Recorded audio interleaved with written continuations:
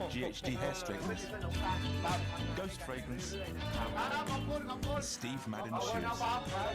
So for everything you need for good times this Christmas, visit Harry. เรายังรู้จักเขาตอนว่าไม่จบเดี๋ยวเราลงไปข้างล่างกันที่นี่คอยนี่ที่บ้านผมบ้านนี่คนนี้เอาคนเดียวจริงไม่ได้กินอะไรเลยบ้านนี่ยังไงก็บ้านที่แบบแขกมาเยี่ยมบ้านทีเลยเราไม่กินกะหรี่ไงไม่กินกะหรี่กะหรี่ปั๊บโอ้ของกะหรี่ไง L'homme Lacoste, the new fragrance for ราคา men. เท่าไหร่ครับตัวที1,800พูดจะไปแข่งกันเท่าไหร่ฮะ200กะหรี่ She was magical. Obsessed. Calvin Klein. ว่ามีผีแม่บ้าน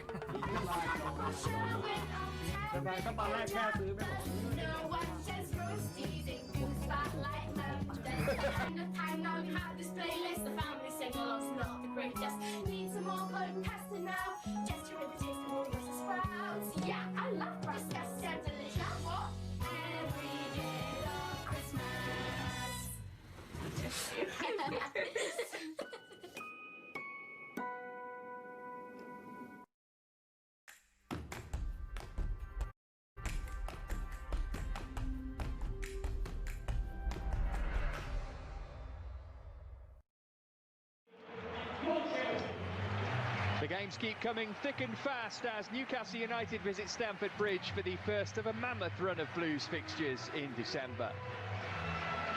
No one has a better record over the last 6 Premier League games than Chelsea. Newcastle, by contrast, have won only 1 of their last 9, and they've got a rotten record on this ground too. 4 changes to the Blues 11 then, 4 from Swansea on Wednesday. Cahill, Pedro, Zappacosta and Willian drop out, replaced by Azpilicueta, Moses, Drinkwater and Hazard. It is a first start for Victor Moses since the middle of October when he hurt his hamstring at Crystal Palace. Newcastle again go for Darlow ahead of Elliott in goal. Diame comes in for Hayden in midfield, and Dwight Gale replaces Hosselu in the Magpies' goal-shy attack. Gale has got just 1 so far this season and only 4 in his last 37 Premier League appearances.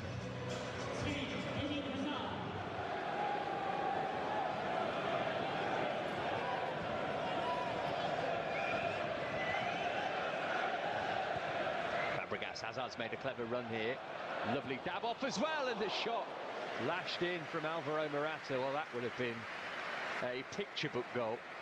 This would have been a screamer if this had gone in. What a finish it would have been.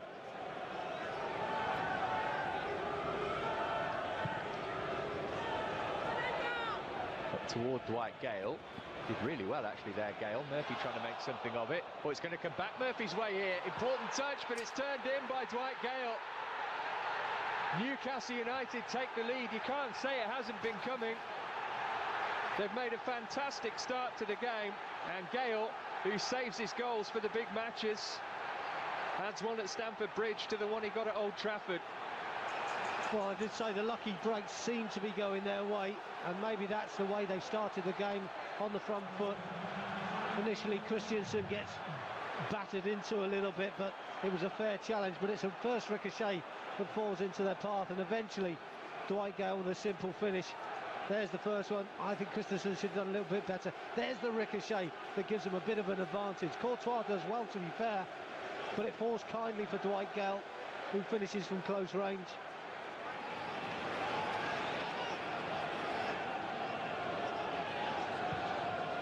Fabregas going long for Hazard. Terrific ball. Eden Hazard. Great save. Morata. Tell you what, no penalty. It's a fabulous save this. I mean, he just put an arm in the air and he's really made a point-blank save, Darlow. Hazard's done everything right. Good first touch. Tries to just steer it past the goalkeeper, who stays big, makes a very, very important save.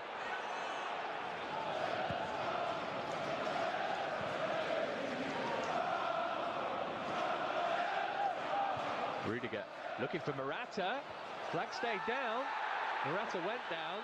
Referee says no penalty. I tell you what, I'm not sure about this challenge at all. Slightly offside, I'd have to say, but not given. Well, he's made contact with Morata before he's made any contact with the ball. Terrific start from the away side. Can Chelsea get going now, 20 minutes in? N'Golo Kante, options both sides. Went to the right and Morata. Deflection on his cross means another corner. That movement excellent. N'Golo Kante absolutely brilliant. But the movement in front of him was good. Eden Hazard just drops a little bit deeper. Morata pulls out wide, creates a space. Hazard then runs in the box. You know, it could have worked. Again, Newcastle had blocked the short one.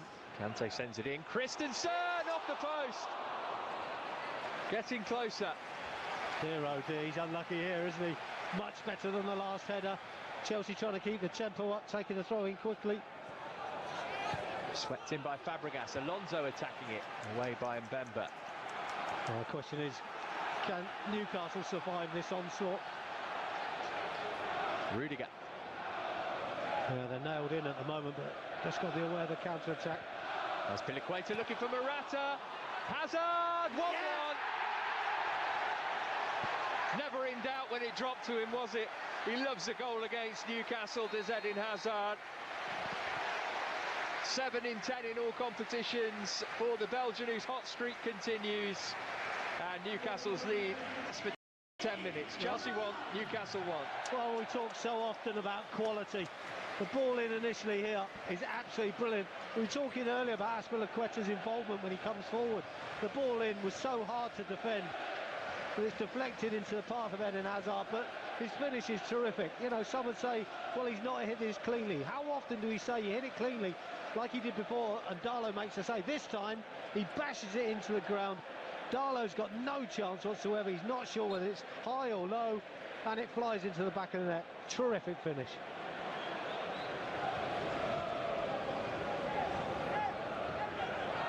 Rudiger. It's an ambitious pass. It's a poor header. It's come straight to Moses. Oh, brilliant! Into Alvaro Morata, who makes it 2-1. What a cross from Victor Moses. Morata into double figures for the season. Another headed goal for him too. And Chelsea, from a goal down, come back. It was Morata who gets on the score sheet, but a large slice of the credit must go to Victor Moses. Well, it's amazing, isn't it? We talk about the good football, the patience, the work in the ball. One mishit crossfield ball, poorly defended by Matt Ritchie. I said he'd give him problems, Victor Moses, and there he delivers the goods. What a cross this is. And can he miss? No, not Morata. Great finish.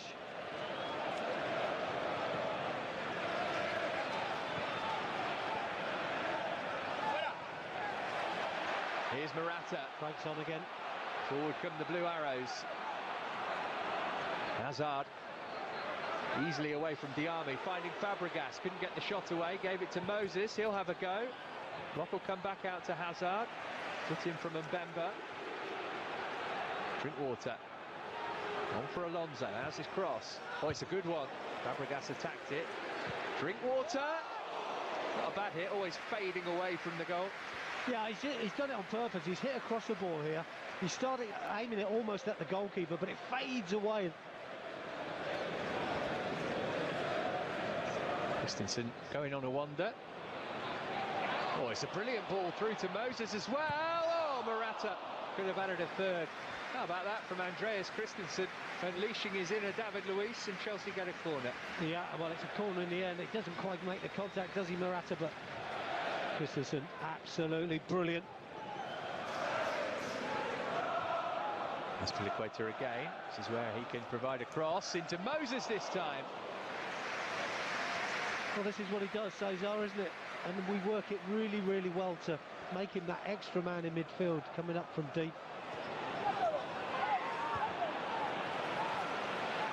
Now Hazard will look to spring the counter. Alonso and Drinkwater ahead of him. Morata to the right.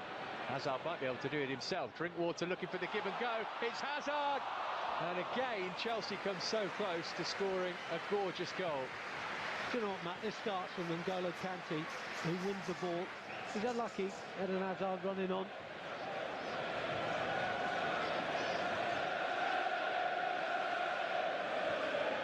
Hazard. Fabregas. Can Moses get on the end of this before Ritchie? It's got to be a penalty. Looked like an easy call on first glance. Victor Moses has beaten Matt Ritchie again. And he's won Chelsea the opportunity to put the game to bed.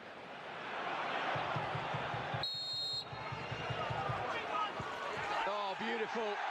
A Panenka from Eden Hazard. There's nothing that he does that doesn't have a certain style, a certain swagger about it. He's the best around, this boy. Chelsea are lucky to have him. It's Chelsea 3, Newcastle 1. It's Hazard at the double. Nah, and it's brilliant, isn't it? I mean, how do you stop this? Fabulous penalty by Eden Hazard. The goalkeeper makes the dive, he makes the decision, and Hazard just chips it straight down the middle. And the confidence it takes to do that is terrific, but the feeling you get afterwards must be immense.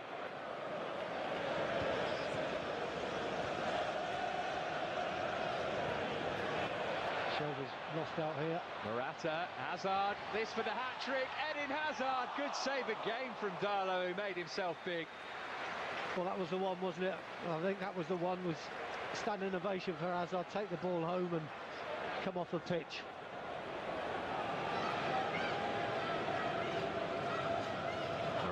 That's a beautiful take. Can he get the shot away? Gave it to Alonso instead. Beaten away by Darlow as far as Moses. Moses back in.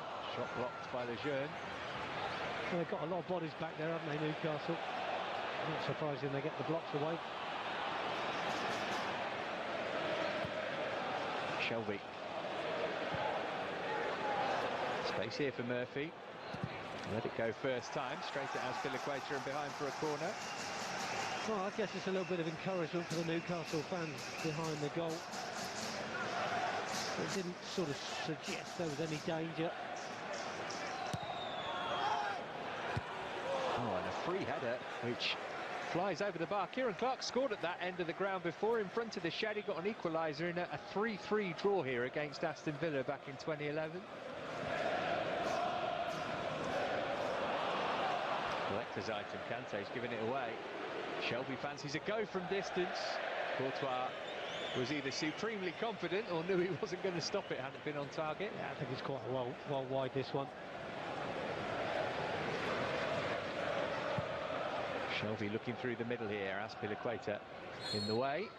And that is that, and Chelsea win yet again. What good form his team are in just now. They're hanging on to the coattails of Manchester City. Had to come from behind to win it today after Gale gave Newcastle an early lead, but Eden Hazard was the star of the show. A brace for him either side of Alvaro Morata's 10th goal of the season. Clive, there was a moment when Newcastle threatened to get something from this game, but it didn't last very long and the right team's taken the points. No, and it's short-lived early on, wasn't it? I think the reaction from Chelsea was brilliant. After Newcastle scored, they got off to a good start, to be fair to them. They didn't have the quality in the end to suggest they were going to give us any more problems, and our quality shone through. The goals were terrific, the work rate was excellent, but it was a good, solid team performance and nice goals as well, which is always good to see. Atletico to come here on Tuesday night as the busy month of December kicks off the right way for Chelsea, who've beaten Newcastle United here by 3-1.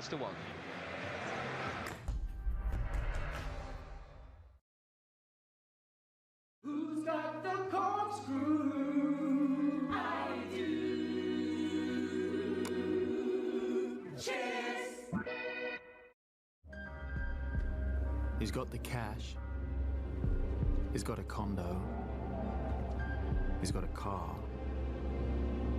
He's got a career. But that still doesn't mean he gets you. Time to shine.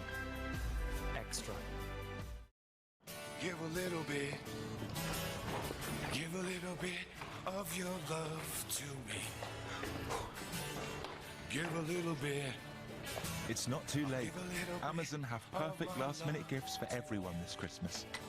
With free delivery on millions of eligible items, like Michael Kors watches, the Xbox One S console, Hotel Chocolat, and loads of others. So give a little love this Christmas with Amazon.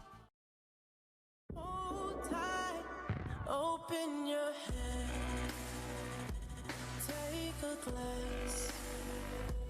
Don't be scared, you wanna be high, Get closer. Boss the Scent Intense. The new fragrances for him and for her.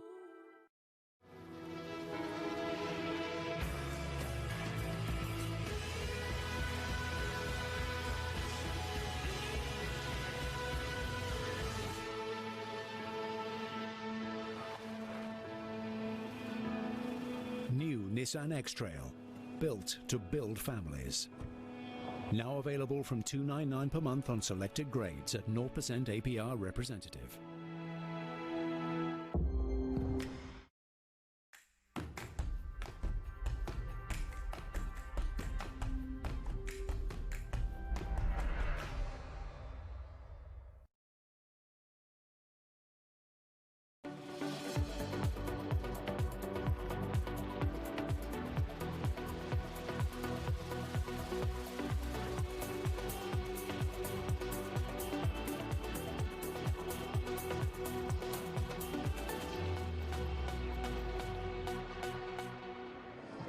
One match left to play for all four clubs in the Southern Group D of the Checkered Trade Trophy, and all four can still qualify. It's Exeter versus Chelsea here at St James's Park tonight. Let's have a look at the team sheet. There is youth in the Exeter lineup too. The 18-year-old Archie Collins is making his Grecian's debut. Woodman, Harley and Reed all have plenty of experience. Paul Tisdale certainly using this competition to play some of the players who don't start regularly in the league. That includes the keeper, Hammond, and one or two others as well. As for Chelsea, it looks like a back four. The numbers is a Premier League thing, so don't get too confused, but it is fairly baffling. Reece James will be right back, and Chalobah in the middle, Grant on the left, and fluid in attack, which is code for we're not quite sure yet, but Kylian Hazard and Callum Hudson-Odoi may well interchange with the support of Christy Davis and Dujon Sterling from the right. Carl Edwards scored in this competition already. Decent cross, decent header as well. Exeter in front, and it's not even taken them 7 minutes. Comfortable finish, well buried by Ruben Reid, one of their main men. That's 8 goals this season he's got now. Far too easy, down the right-hand side. Edwards just skips beyond the challenge there, whips it in, and Ruben Reid just completely unopposed. Can't give him that kind of space to be doing that. It's bread and butter for Ruben Reid, been doing it throughout his career in the lower leagues. Just heads it down, and there's too much purchase on the header.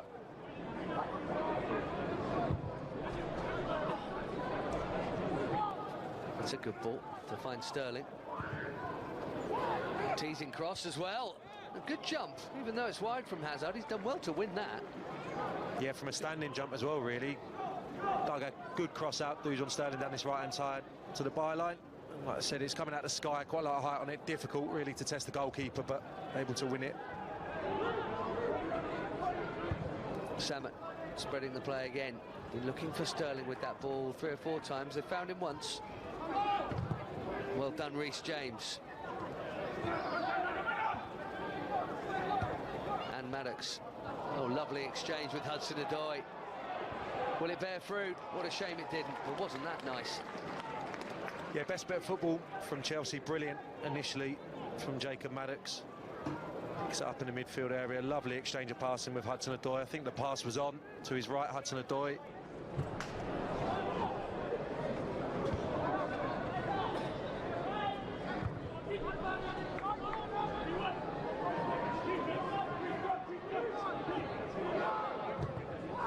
Reece James with the ball in.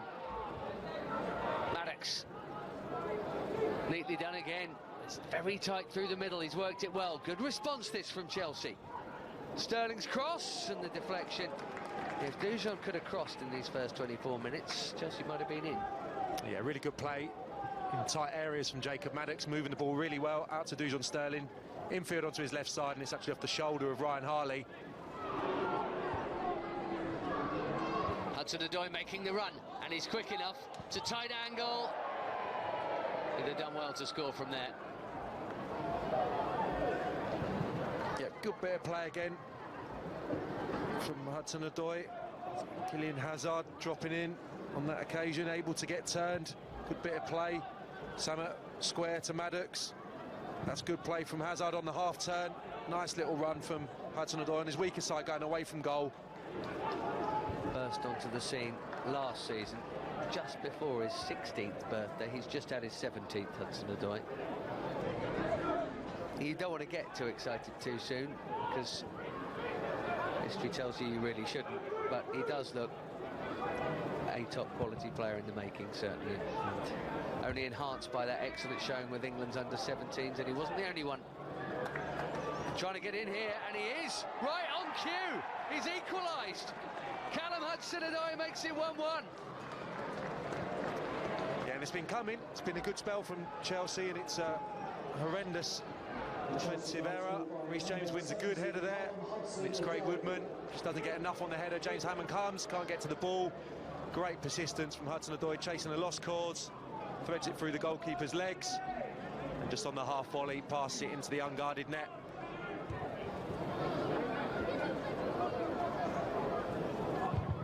Story makes the mistake this time, and Hudson-Odoi's in again. Great chance for two. You see, now he wants the penalty. That's why you go down. It looked like there was a bit of... And Story is a very relieved young man. What a chance. All his own work, that one, just charges down the clearance, brilliant, and then Story's in big trouble. Any contact, it's a red card. Here's Hudson-Odoi. Reece James. Come on, Dujon Sterling, here we go. Gets to the byline and gets his ball in. Christy Davis waiting for it to drop. That was awkward. Hudson-Odoi has his shot blocked. Chelsea have plenty forward. Hudson-Odoi again. Easy pickings for Hammond. Another half chance. Dujon does well down the right-hand side. I think it's Sparks with the first block. Once Christy Davis sorts his feet out, sets it to his left-hand side.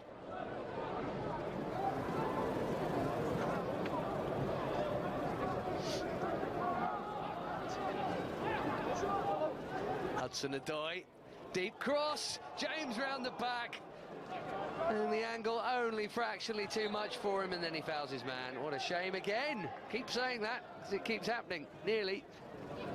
Little short corner, seen it so many times this season at all levels. Hazard, Hudson-Odoi, and if that's a pick out, it's a wonderful pass. And the angle just against Reece James. He tries to force his header in at the near post. Edwards past Hudson-Odoi, and here is Collins. Reece James taking no chances there at all, and rightly so. Great play again from Edwards, just coming in field, flicks it to the right-hand side beyond Chalobah. And Collins' delivery is poor. 4 red and white shirts in the box there as well. A lot of numbers forward. Can only pick out the first Chelsea shirt. Crossing chance here, shooting chance too, and Reed's got right underneath.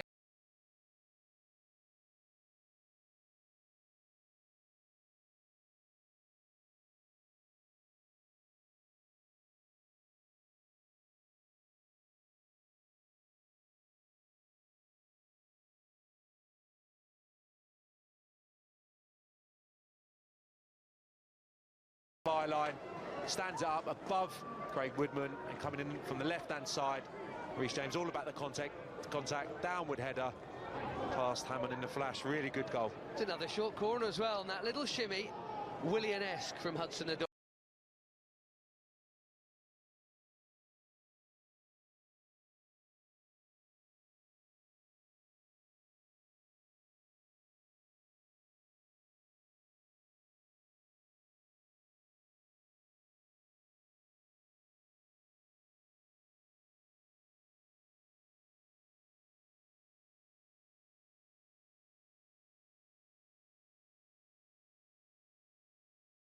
Now, how much do they actually, really care about what's on the line here? Great chance for Taylor Crossdale to bury it, and he should have done.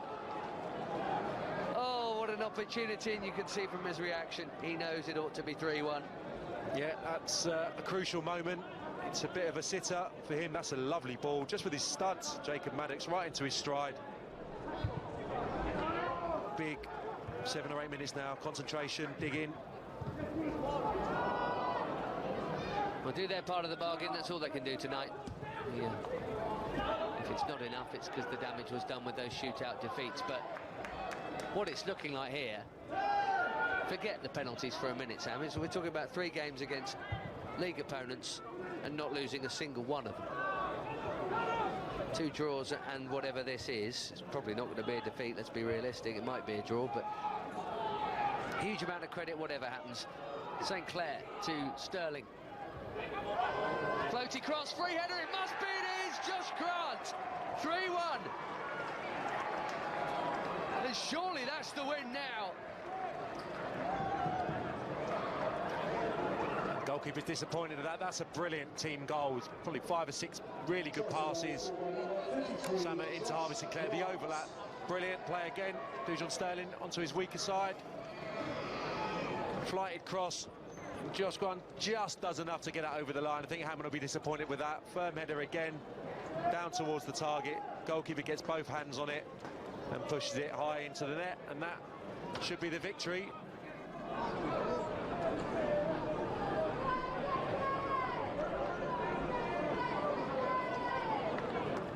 Hudson-Odoi with the ball at his feet, which is fitting really. There's the final whistle. Chelsea winners, and deservedly so. 3-1 winners, having drawn their first 2 group games and lost them both via penalties. It's enough to put Chelsea on to 5 points, and it has just finished at Hewish Park, and Yeovil have turned it round. What a night in Group D. Everyone doing the opposite of what they were doing to start with, and what it all means is that Chelsea finish above Plymouth and will be in the last 32 of the Checker Trade Trophy.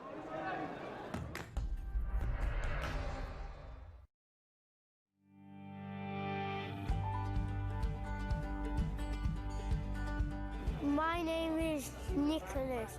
I'm age 5 and I'm a Chelsea fan. My favourite goal was scored by William against Southampton. William again! William again! My whole family was watching it.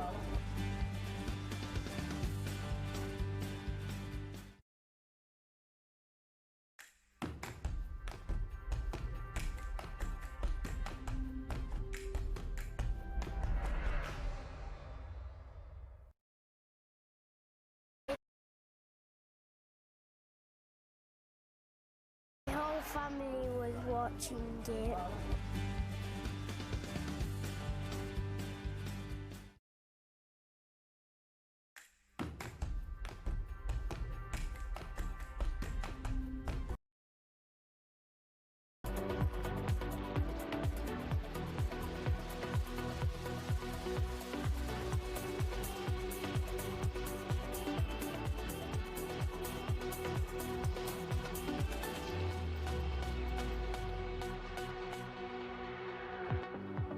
The Checker Trade Trophy has reached the knockout stages, and for the first time, so have Chelsea. Tonight, the Blues make the trip to Milton Keynes to face the MK Dons. All the action is live, and kick-off is moments away.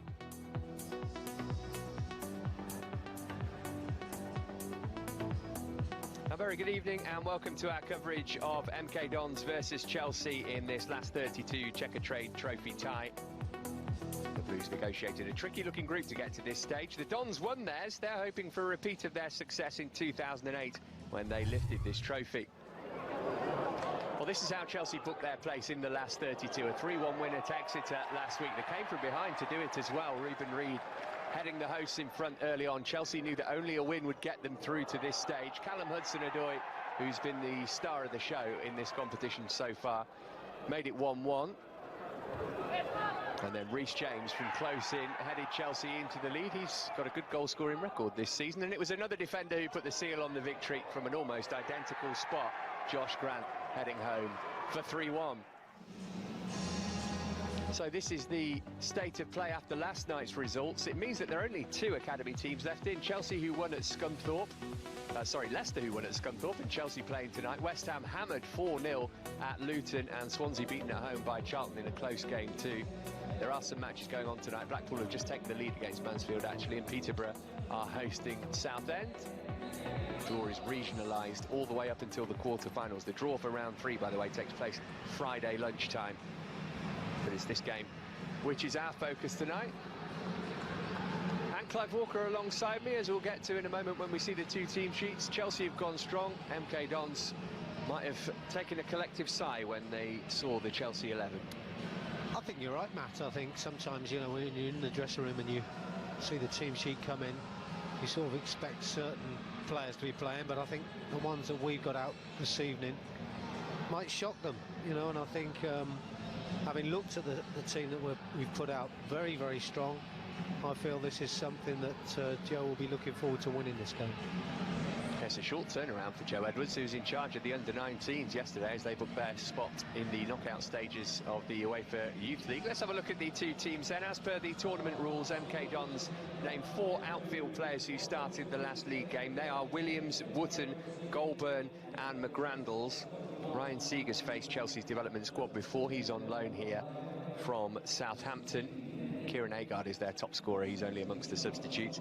Chelsea, as we say, go strong, giving much needed minutes to Eduardo, Musonda, Kennedy and Batshuayi. Jake Clark-Salter and Ethan Ampadu also start, but it's Callum Hudson-Odoi who's stolen the spotlight in this tournament so far. 3 goals for him and some truly scintillating displays. That is quite the front 3, Clive, and it's also a really good opportunity for Callum Hudson-Odoi, who we've been so impressed with in recent weeks, to play with players like Charlie Musonda.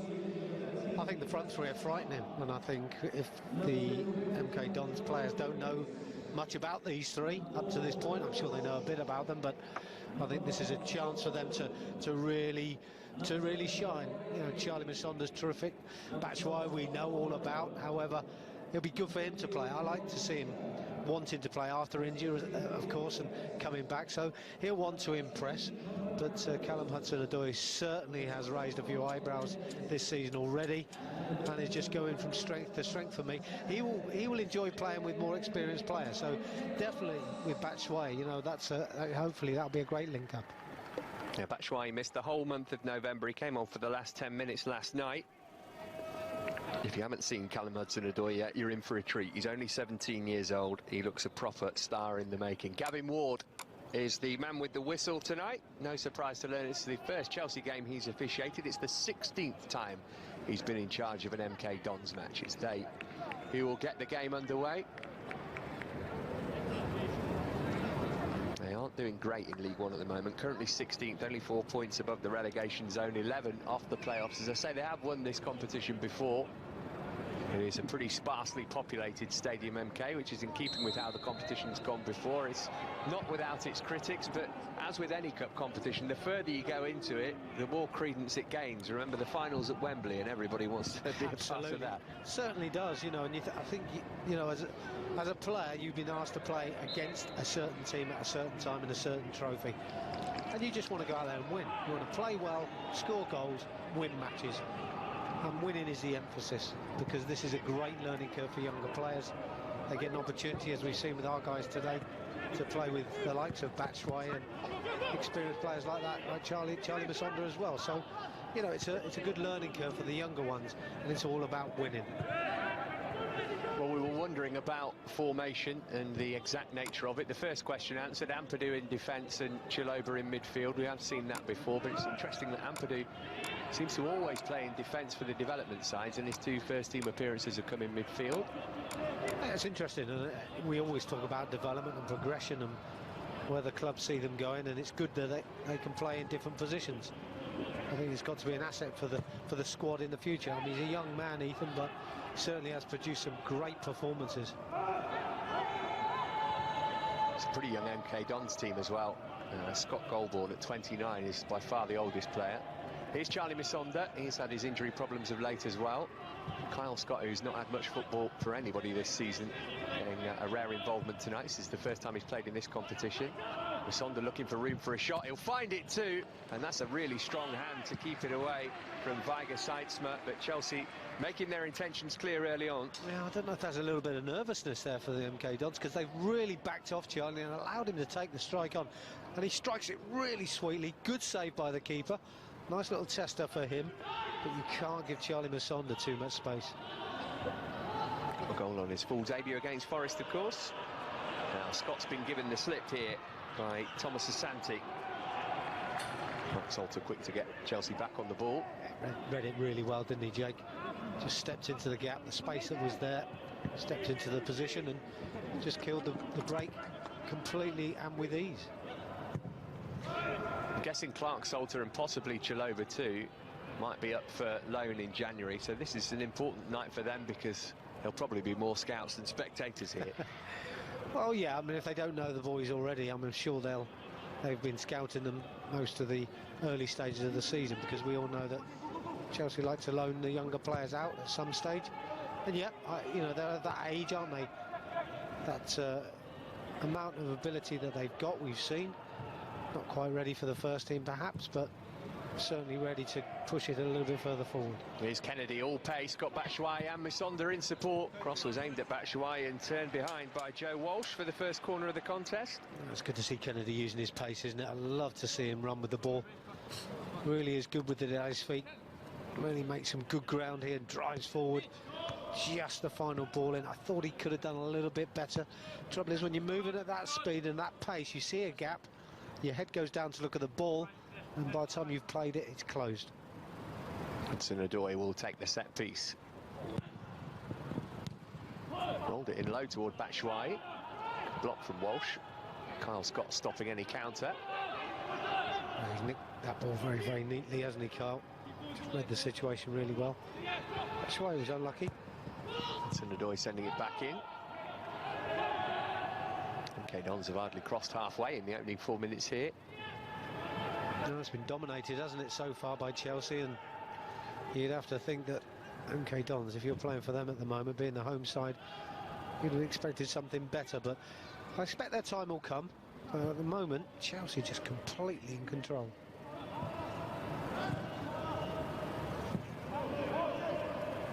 There's Scott Goldborn, who's on loan from Bristol City. Well, at least they're getting a few touches now to just feel their way into the game. Yeah, they're just moving the ball too slowly, aren't they, at the moment? And it's just giving Chelsea, it's easy for Chelsea at the moment just to get players in the right positions because they're not moving the ball quickly enough. That could be a bit of confidence with the opening few minutes of the game completely dominated by Chelsea. This is Ari Eby, who's on loan from Forest, and a skip past Kyle Scott. Good footing from Jake Clark-Salter. This the second of 3 home games in a row for MK Dons. They had to come from behind here at the weekend to beat Maidstone in the FA Cup. They eventually won 4-1. They are going to QPR in round 3. Chelsea away to Norwich. Here's Kyle Scott. It's almost one of the best draws Chelsea could get, isn't it? Because MK Dons, unlike a lot of League 1 and League 2 teams, are pretty insistent that their style of play be sort of nice passing rather than boot it up. And yeah, it suits us, to be honest. And I think when you're trying to take on a team like Chelsea who can play for fun, and then you've got, you know, maybe a lower league side trying to take them on at their own game, it's tough. But they, you know, it's also a learning curve for them in some ways, because they're going to come up against teams that are not probably quite as good at passing, but who want to play a passing game that's better than theirs, and they've got to find a different way of beating teams like that. And that's where we are now at the moment. Batshuayi on halfway. Not sure you're going to get away with that, Mishi. Foul on McGrandles gives MK the free kick. Yeah, a little bit sloppy, wasn't it? You know, you can't take too many chances when you're that deep. You know, when he's high up the park, that's fair enough, but that deep, I don't think it works. It's been a nice respite, this competition, for a lot of these Chelsea players who've had a tough time of it in PL2. They've only won 2 league games all season. It was interesting to hear Joe Edwards' comments in the build-up to this match, saying that the celebrations in the dressing room after the win at Exeter last week were similar to the ones he saw when the teams have won Youth Cup semi-finals in the past. It really means a lot to the boys to have got through to the latter stages of this tournament. Here's Reece James. To John Sterling. James has continued his run. Sterling's asked a bit too much of him. Too heavy, wasn't it? That was a nice run by Reece James. He's come a long way. He's run a good 70 yards there to get on the overlap. So disappointing when the ball, a simple pass, really is overplayed like that, especially when you've run that far. Iger Seiksma is the man in goal for MK Dons. Dutchman came in from Herenveen in the summer. All his games so far have been in cups.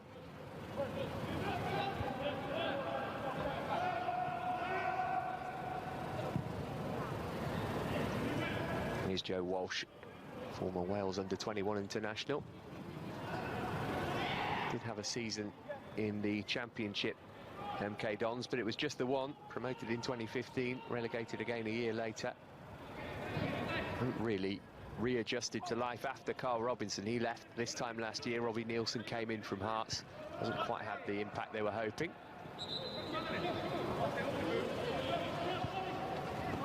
Well, it's a strange club, though, isn't it, in the position that they're in? Just wonder if they've got that draw for the fans. That's, for me, the problem. And I think we're seeing a bit of that tonight, to be honest, Matt. You know, not too many people, local people, have turned up. Well, they're never going to win the hearts of the neutrals, are they? Let's be frank about it. Probably not, but, you know, it's something you have to work on over many, many years. Here's Hudson-Odoi. He'll keep that in. Batshuayi making his way into the middle. Hudson-Odoi might not need any help, though. He's going to go for it himself, and he didn't miss by much. Seiksma will tell you he would have stopped that had it been on target, but that is textbook Callum Hudson-Odoi. It's brilliant, isn't it? It's a great run. Seen someone else do this in the first team, haven't we? But it looked like when he picked the ball up that there wasn't a great deal of danger, and I think that's, as a defender, or as a group of defenders, they're probably thinking the same thing. All of a sudden, he accelerates away with pace, and you're in trouble. He scored a goal down at Cobham against Liverpool a couple of weeks ago, which is in the selection for Chelsea's Goal of the Month for November, which you can vote on via the official website at the moment, and it was absolutely ridiculous. It was like that, but better. He started in his own half and just kept on going. Just a couple of signs of life from MK Dons in the last few minutes. Aribi getting his cross in. Chaloba missed it, and a total miss kick from Conor McGrandles. Well, the surprise was the first challenge goes through Jay Clark-Salter, which I was quite surprised at. In fact, it was Kennedy, wasn't it? You know, there was no challenge in the wide area. Just let him get past him so easy. Ball's fired in, it's reasonably decent. But when Trevor misses it, I think it put off the MK Dons player as well. Yeah, apologies to McGrandles. It was Robbie Muirhead. You might not be surprised after seeing that shot to learn that he hasn't scored since the last day of last season. Here's James playing it down the channel, asking Sterling to chase. That's going to be an area where Chelsea will feel they can have success with James' crossing ability and Sterling's raw pace coming down that right-hand side. Yeah, and they've got choices then, haven't they? They've just got to link up a little bit better than they have done so far, and I'm sure they will as the game progresses. Dujon, we know, has got that super pace but strength. He's got almost everything in his locker, to be honest, and I think he just needs to link up with Reece, and maybe when that link play comes, you know, they can cause all sorts of problems. Williams playing it down the line. Harry Eby trying to keep it away from Scott, who did well to win it back. He was fouled right under the nose of the assistant referee. Reeby, he just didn't believe it was a foul. It had to be a foul. I mean, I just can't think he thought any different. The fact that Carl got back onto his feet very quickly makes no difference. It was a real wallop from Eduardo. Well, he's had a touch. Couldn't recall him having one before that.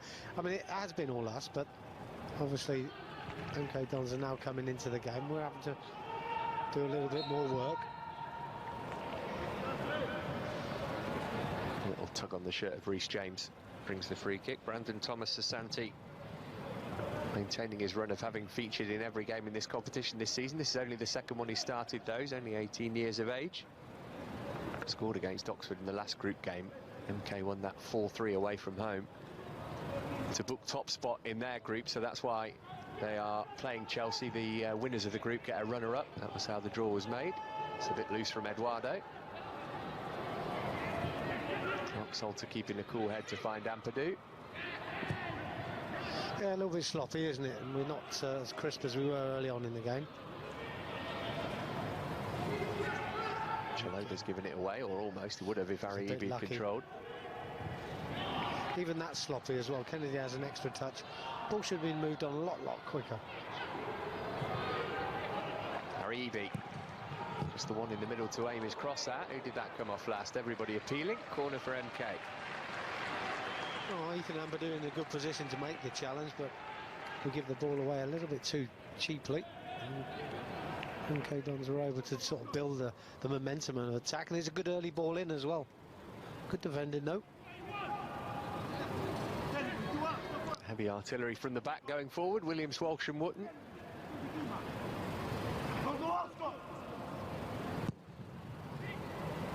Chipped up by Goulburn. It's good delivery as well. Scott got his head to it. Sterling did likewise. Misonda couldn't get it clear. Lifted back in by Goulburn. And now the break could be on if Kyle Scott can pick the pass. Hudson-Odoi on his bike. Here he goes.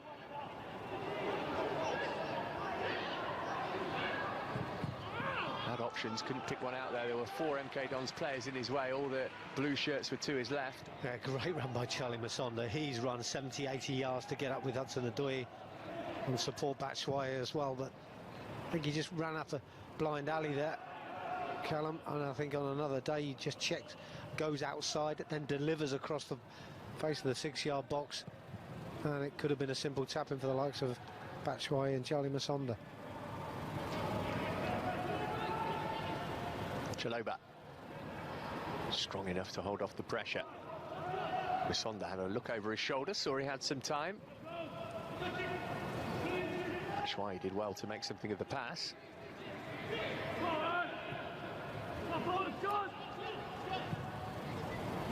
Sterling.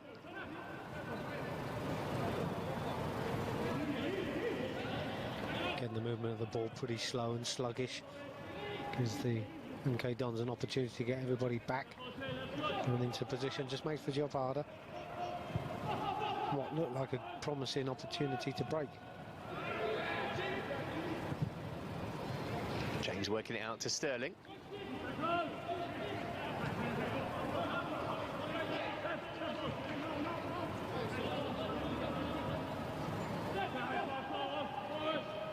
As we see the ball moving so slowly, they've got managing to get 2 and 3 players around Dujon, and he's not really in a position to take the man on because there's another guy behind him. So just have to move it the other side and see what happens. Try and create some gaps. They're all a bit slow and sluggish at the moment.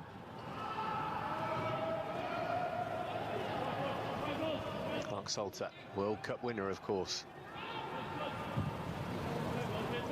Clark Salter, who won the Under-20 World Cup, and Callum Hudson-Odoi, who won the Under-17 World Cup, out there tonight for Chelsea. England teams over the next 5-10 years, you feel, are going to be littered with Blues players. Nice spread from Chaloba. And Sterling pick out somebody in the middle. Got Misonda backing him up. Heads for the dead ball line, though. Oh, got a good crossover as well. Hudson-Odoi trying to keep it alive. Goal kick. Does well, doesn't he? And eventually gets a great cross in, to be honest. And I think everybody was thinking he was going to go out for a goal kick. But that's what we're talking about. When we switch the play like that, all of a sudden Dujon picks the pace of the game up, attacks his marker, and gets a cross in. You know, that's good wide play.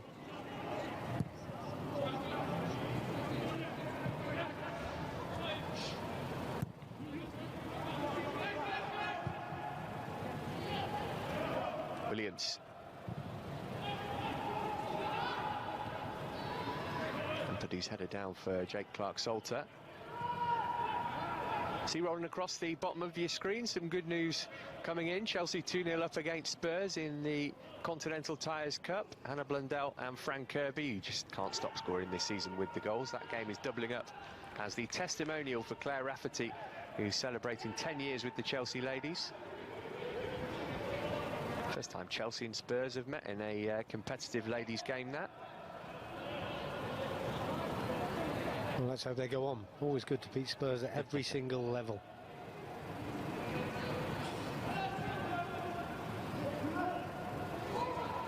Well, it was a really fast start to this game. You get the feeling we could do with something like a crunching tackle or something, just to spice things up a bit. Yeah, you want a bit of a spark, don't you? We often say that goes into a lull after a bright start by Chelsea, and MK Dons coming back at us. So there's your crunching tackle. Ouch, that looked a painful one for Reece James. He's flat out on his back. He took a blow to the head there. Sure, there was no intent, but... Yeah, I think Muirhead's just tried to sort of stop him running into him, maybe just put his arm up as protection, and he's run straight into it. Let's hope he's okay.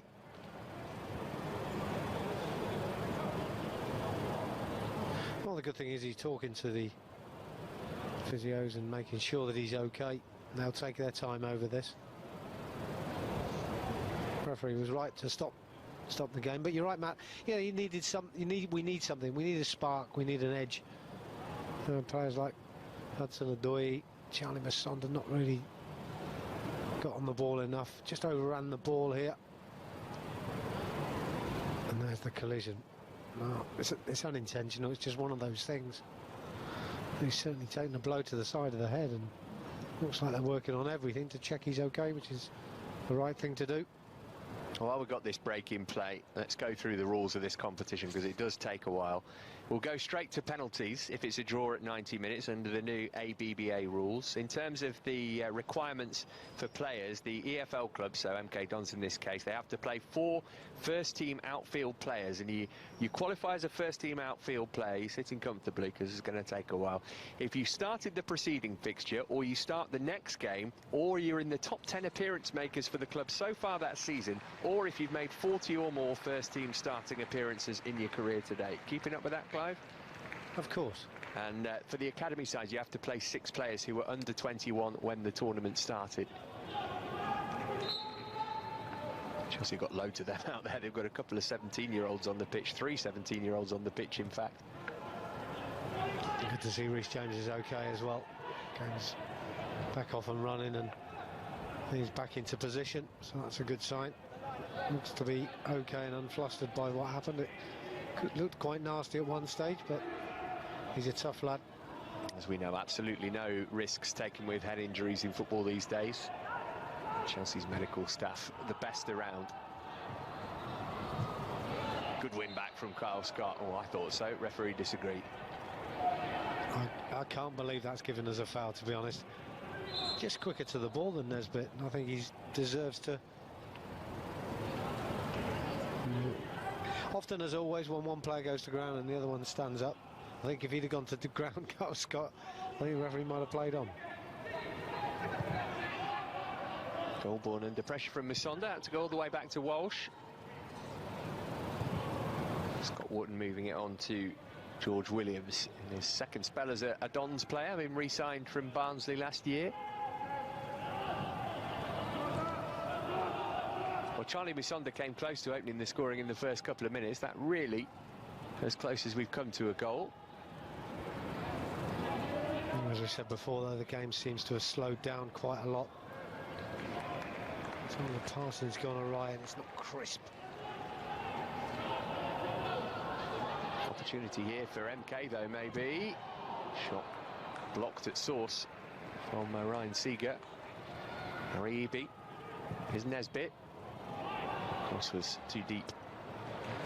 Well, that's half a chance, wasn't it? I guess, if you can get your shot away, but I think it's got to do more on the ball to try and get away from one of our defenders. This is a good run initially. Trevor doesn't want to make contact. And there's the shot that comes in, Ryan Seeger, but got to do more with it when you're in that sort of position. If you haven't got a clear strike, got to work a lot harder to maybe have another couple of touches. Good block, though. wonder if Eduardo will count this as his Chelsea debut. It's the first competitive game he's played since August 2016, when he played in a Champions League qualifier for Dinamo Zagreb against Salzburg. He did play in a friendly for Portugal against Gibraltar later that month.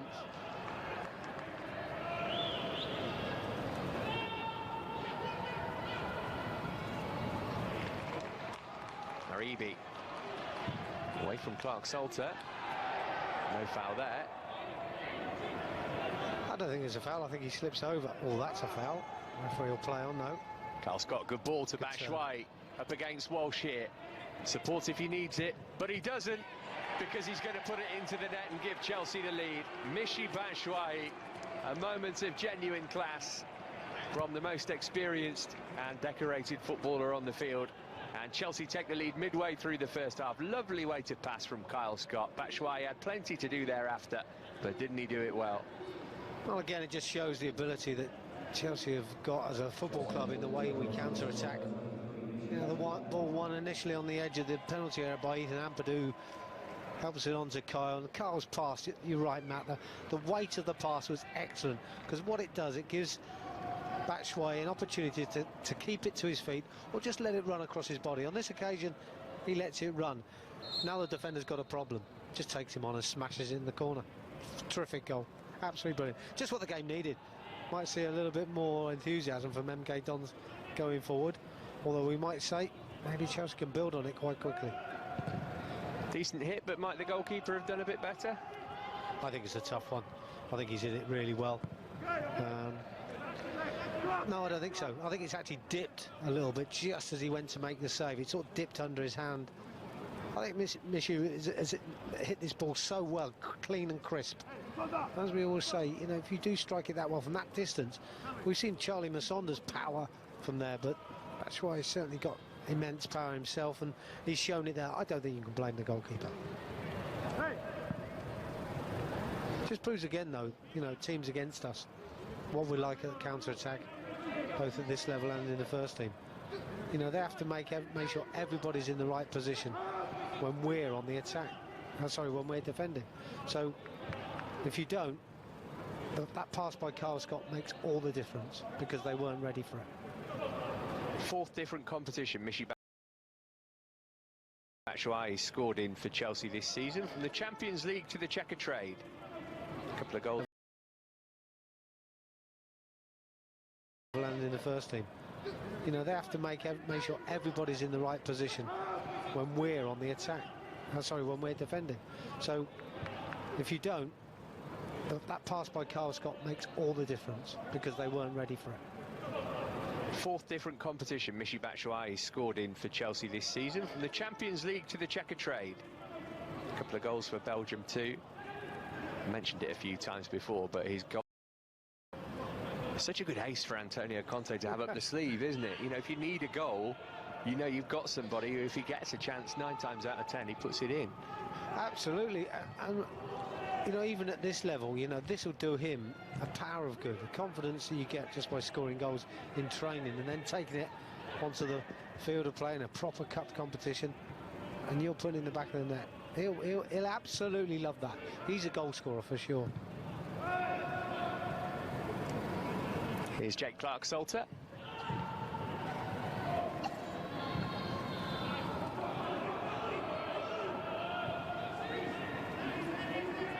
You can hear the shouts of the players echoing around this vast arena. It is the biggest in League One. Holds 30,000 and some when it's full. Not that it very often has been. There are some big clubs, big hitters with big grounds in League One this season, though. Got Charlton, Wigan, Bradford, all over 25,000 seater stadiums. I wonder what MK Don's ambition is from here on in. It's a competition which is seen as a bit of a pain by some managers in League One and League Two, to be perfectly frank, but they are out of the League Cup. They've got a tough draw in the FA Cup, and they're mid-table in the league. That was a cruncher of a challenge from Trevor Chalobah on Muirhead. He's come down with his knee, Muirhead, which I didn't particularly like. That's a good challenge out. There's the knee on the back, and did he need to do that? Maybe he was just a bit clumsy the way he fell, but I think Trevor's got every right to go for the ball as he did. Still feeling the small of his back. He'll be all right in a minute. He's a big lad. He's tough. Played all 3 games for England under 19s last month, Trevor Chalobah. They won all 3, qualifying or in qualification for the Euros. Here's Ariibi. Cross, just catching practice for Eduardo. And again, then a little bit of quality always needed when you're putting the ball in from wide areas. Maybe that's why MK Dons are where they are.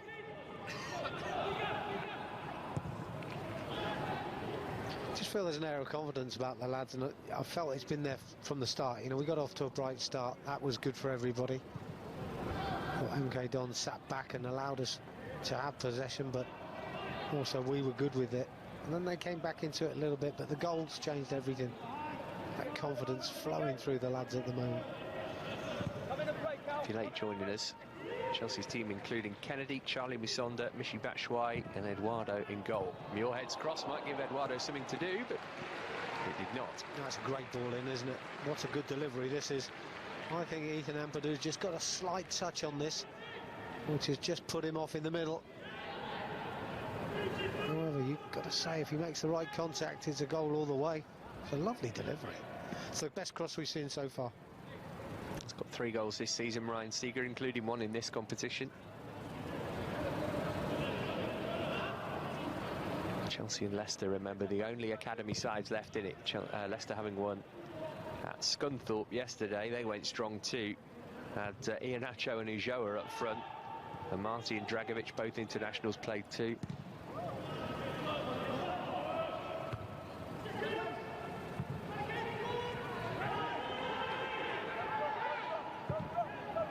Nesbitt spreading it wide.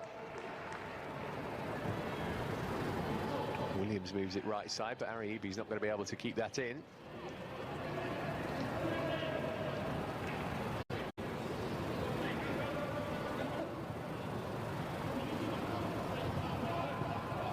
Scott's touch forward for Hudson-Odoi. Here's Ampadu. He's almost put in trouble there, wasn't he, Carl Scott? He actually does well to step forward and help the ball around the corner, but that's a lovely pass.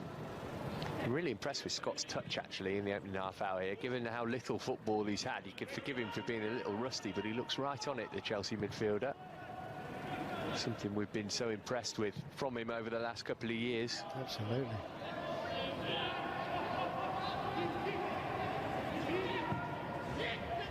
Kennedy on the charge here. Yeah, just overplayed. I haven't seen anything of Callum in the last 10-12 minutes. He's gone a bit quiet. Drifted out of the game a little bit. You need 1 second with him, though, to show us that explosive pace that he's got. Important header for Clark Salter to win. And Trevor Chalobah's done well as well. You know, that ball was between 2 Dons players, and he's got there very, very quickly. Trevor Chalobah's done. Just wonder what they've got, MK Dons. They're quite basic, aren't they, in the way they play? You know, rigid 4-4-2. Just very basic. They don't seem to have anybody who can change the game. So unless we make a mistake, you just feel that they haven't got an answer once we've scored a goal. They thought they were getting a similar style of manager to Carl Robinson with Robbie Nielsen. But as you say, it's a sort of back to basics formation and style of football that they've adopted under him. It's basic football, you know, nothing wrong with that, but you need a spark, you need something else. You know, basic football's good, you know, and it's methodical and it works, but you need a bit more than that to win things, get up higher up the table. You know, organisation's pretty good. 4-4-2's one that most people can understand. And of course, when you get into difficulties of the Premier League, that's when it shows a lot more, and these guys work and train with our first team, so they'll pick things up. And that, for me, is a difference quite comfortably between the 2 sides.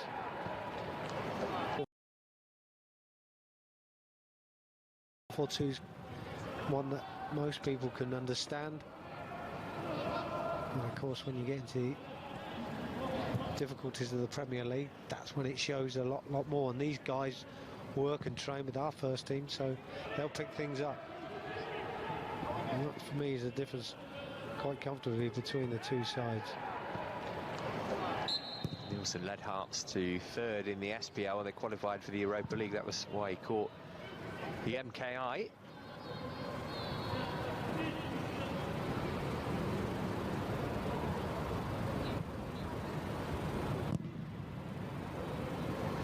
Well, Joe Edwards was talking in the build-up about how playing in proper stadiums in front of reasonable crowds was helping his team develop.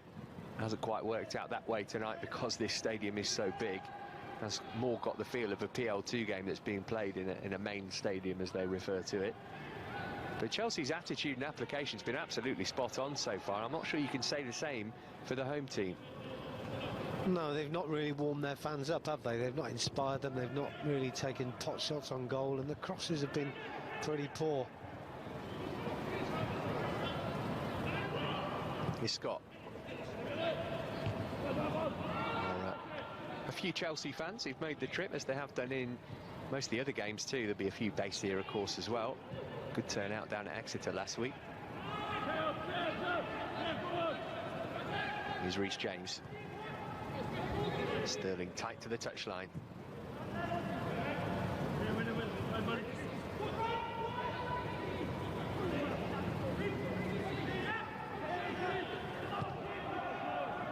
Ampadu. You know, just watching Batshuayi at the moment, just coming too deep for me. He's kept coming and coming and coming. He's not come quickly and looked for the ball into feet. He's come too slowly for me, but he's kept going. Now there's no one in the middle. That's where he should have been. That's a good charge. Great footing from Ampadu. And that is what he's good at, isn't it? Reads it really, really well. What was this? Is what he's good at, isn't it? Reads it really, really well. What was this competition, of course, last year that he caught the eye of Chelsea playing for Exeter? Yeah. What a year he's had since. He's a full international now, as well as having made his Chelsea first team debut. Good run here from Dujon Sterling. I'm not quite sure what Robbie Muirhead was doing to try to stop him, but it wasn't very much. Chelsea have got another corner. Yeah, but that's what he's got in his bag, hasn't he, Dujon? He has got it. We just love to see it when he does it. Drives forward here, gets to the byline. It's a great run. There's a couple of defenders in his way. It would have been better if he'd pick someone out. How it's half a chance. Only 22. Seitzma. Plenty of development for him. Chalobah hooking it forward. Going to be interesting to see which of the first teamers, if you like, play the longest. Wonder if, well, I'm sure there is a plan for how many minutes they're all going to get. Batshuayi obviously been out for a month and a little bit more. I think maybe he'd get an hour tops. Well, I think with Batshuayi they'll monitor it. You know, it depends how the game goes. I mean, he's not really being pushed hard, is he, at the moment? But he'll probably come in at half-time and tell everybody how he feels, and they'll monitor that as the second half wears on. I just think at the moment probably keep the same side, and unless it's really necessary to change things around. Chelsea subs: Taylor, Crossdale, Bolker, Christie Davis, Samet, Hazard, Killian Hazard, that is, Grant and Maddox. Maddox has played in every game up to this point. Imagine he'll get some football at some point. This is Nesbitt. 10 to go till the break. Scott Colborne. Muirhead pulled out wide for the moment. Another good centre from him. Seeger didn't really gamble on it. No, he's got good delivery, doesn't he, when he gets into the right positions. Getting into the positions the hardest thing. Fallon Williams will bring a free kick in a position of promise. Yeah, he was in as well, wasn't he? Good little 1-2. Kennedy didn't read the situation and obviously stopped him from getting in beyond. Nice when that far side decides it's a free kick. There we see, just blocks him off. Gets to ground quite cheaply. It didn't seem too much of a heavy challenge. If he'd have kept going, he'd have probably got the ball. You and Kennedy have got the same tattoo artist, haven't you?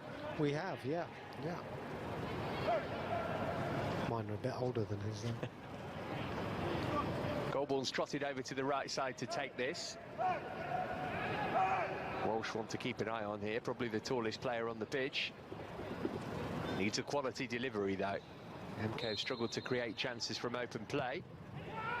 Oh, it was a good ball in as well, just a little too high for Ryan Seeger. It looked like handball, referee says play on. Thomas Asante.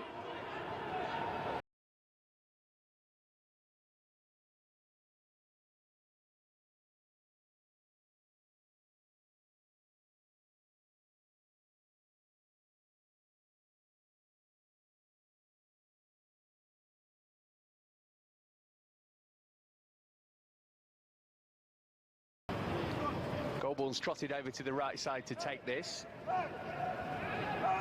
Walsh want to keep an eye on here, probably the tallest player on the pitch. Needs a quality delivery though. MK have struggled to create chances from open play. Oh, it was a good ball in as well, just a little too high for Ryan Seeger. It looked like handball, referee says play on. Thomas Asante.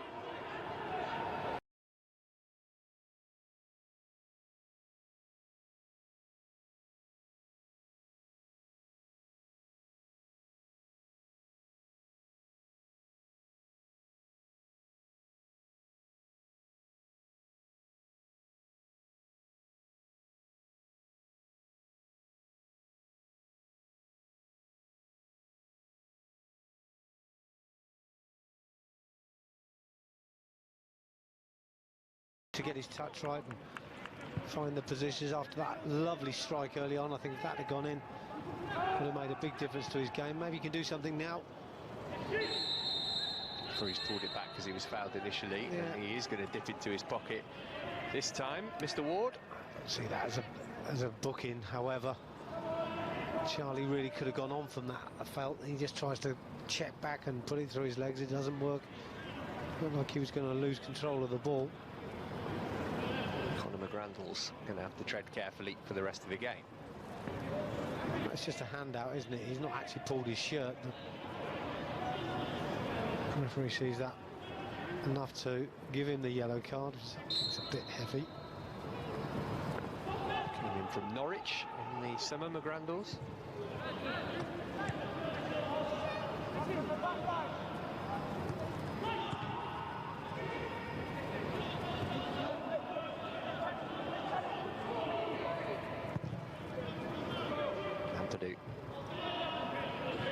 Missed a bit of Sterling, who was second favourite to win an aerial battle with Goldborn. Yeah, just seem to be taking control a little bit of the football again, aren't we now? Just feel maybe seeing the half-time whistle approaching and just want to make a bit more of it. See if we can get a second goal. Not with passes like that from Eduardo, though.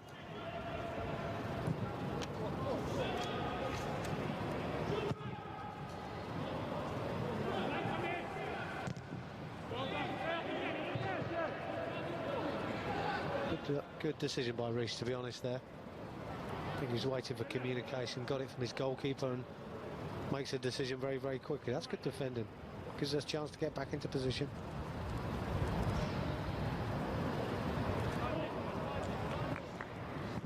I think we've only got one football though, Matt, haven't we, all around the ground. Seems to be very slow coming back.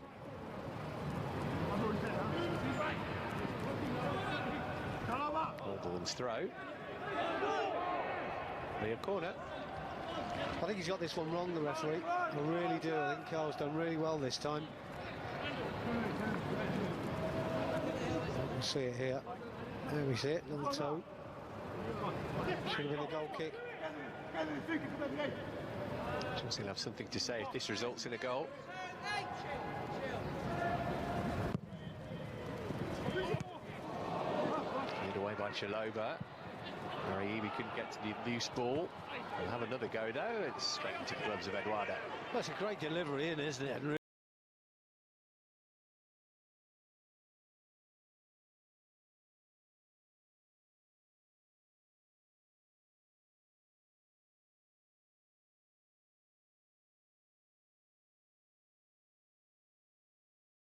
Here, there we see it, another toe.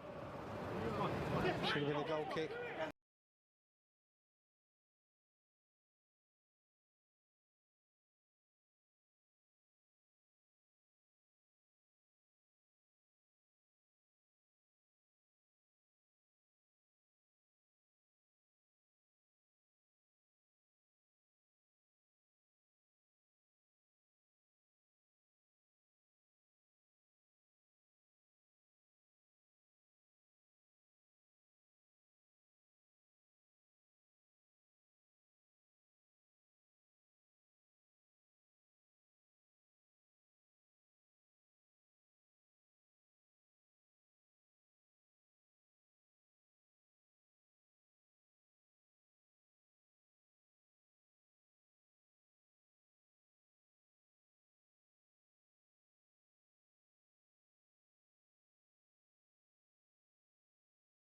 at the very least. Oh, he loves that, doesn't he?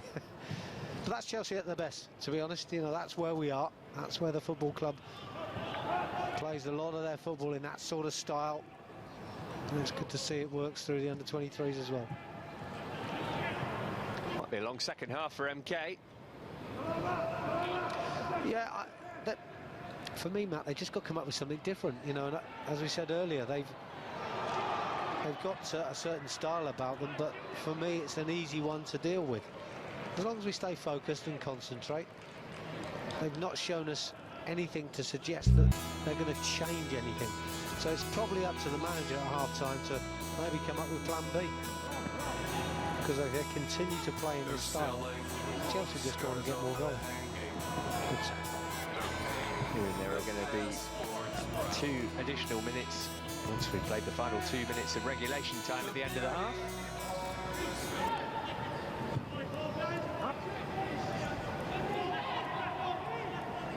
Time at the end of the half.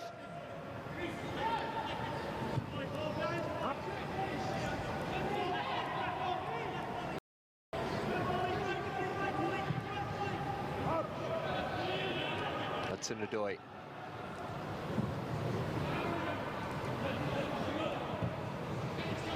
Scott looking for Batshuayi. Strong for Hudson-Odoi. Oh, that's beautiful into the path of Batshuayi, almost. It's unlucky, isn't it? Again, every time he comes into play, Callum, he really does explode with pace. He had the vision as well there.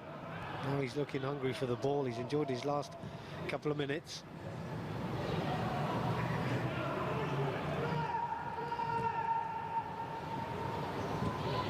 Good tackle, Ampadu. Yeah, sloppy by Batshuayi though, again coming too deep for me. But if he's going to come deep, he's got to link the play a lot better. Sterling round the back, maybe. Good covering from Walsh.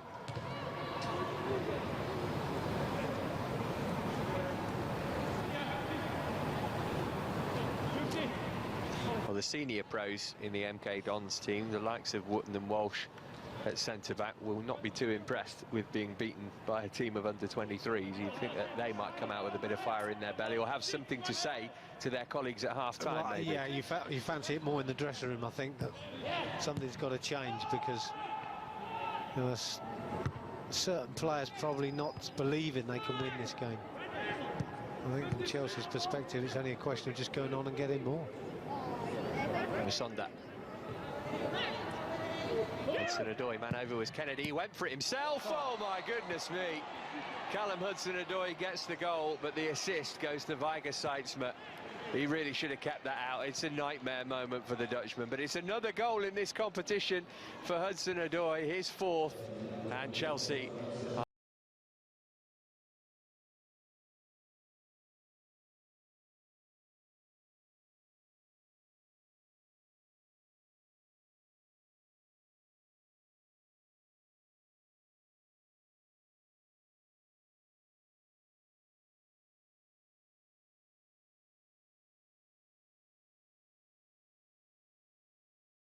Just got to be sensible, though. You know, we go into the break, and I'm sure Joe will have a word with the lads.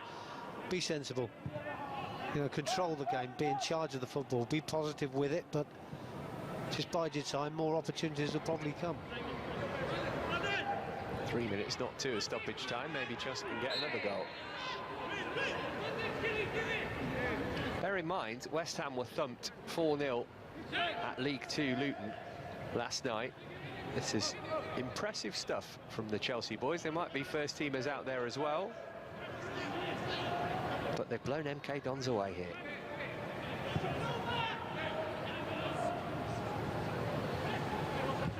To be honest, Matt, they've just looked totally in control since the game started. MK Dons had a period, had a spell perhaps when they had a little bit more of the football, but the threat was never really been there. And of course we scored the goals at the opportune moments, and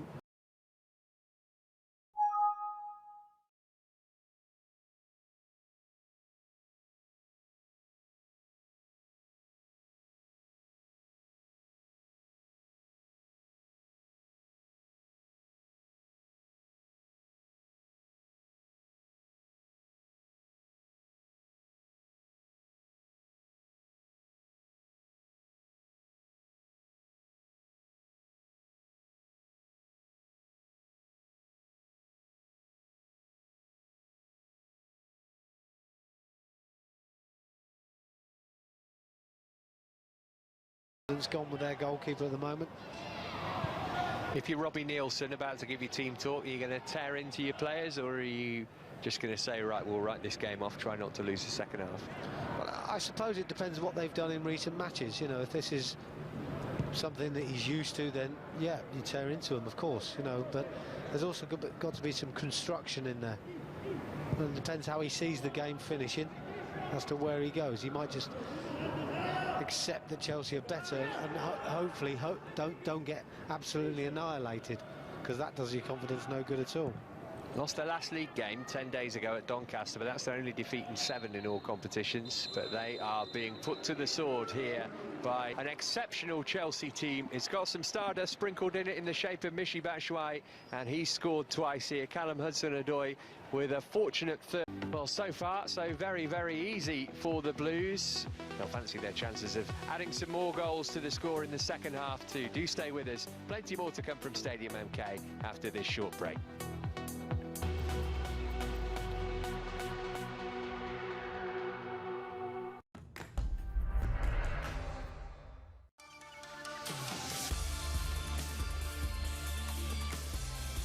Dujon Sterling! What a goal that is! A thing of beauty. Harvey Sinclair! It's 2-0! The shot's on, and the shot's in! Chelsea, the UEFA Youth League winners. Quintero, beautiful goal! Agbo, oh, what a goal!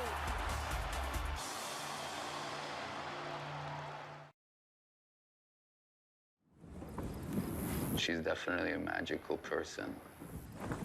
And I would just say to her, you have such an incredible presence and power and beauty. I don't think that became aware to her till much later. Obsessed. Calvin Klein.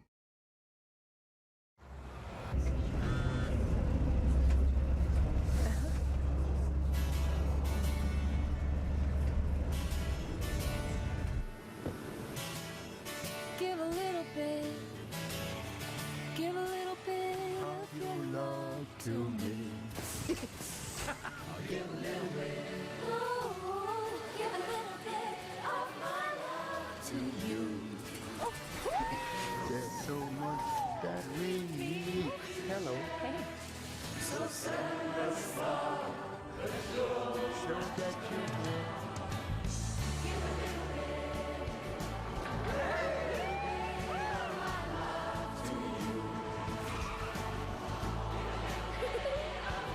Give a little bit.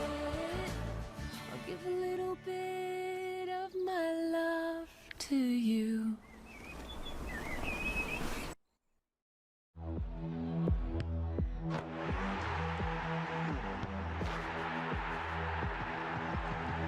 Men's hair takes on a lot. New Head & Shoulders Men Ultra Collection is up to the challenge. Our formula with high performance booster gives you up to 100% flake-free, great-looking hair. New Head & Shoulders Men Ultra Collection, designed for men. Another life is over. White horses, they will take me away. Gucci Bloom, the new fragrance for her. If you want to be a world traveller, start by, whoa, is that a Galaxy S8 with Bigsby? Handsome screen. Anyway, you want to pack that, your passport, and whoa, okay, we're on the move.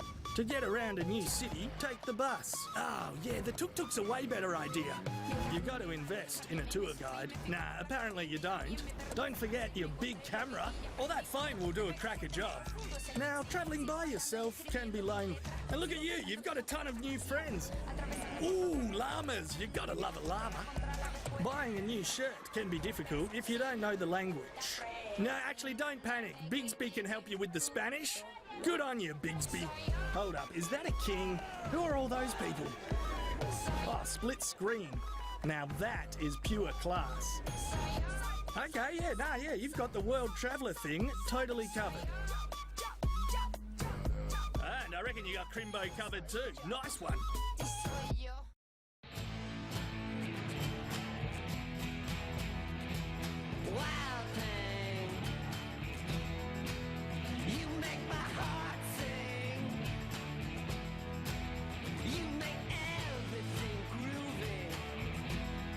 From Lacoste, the new fragrance for men.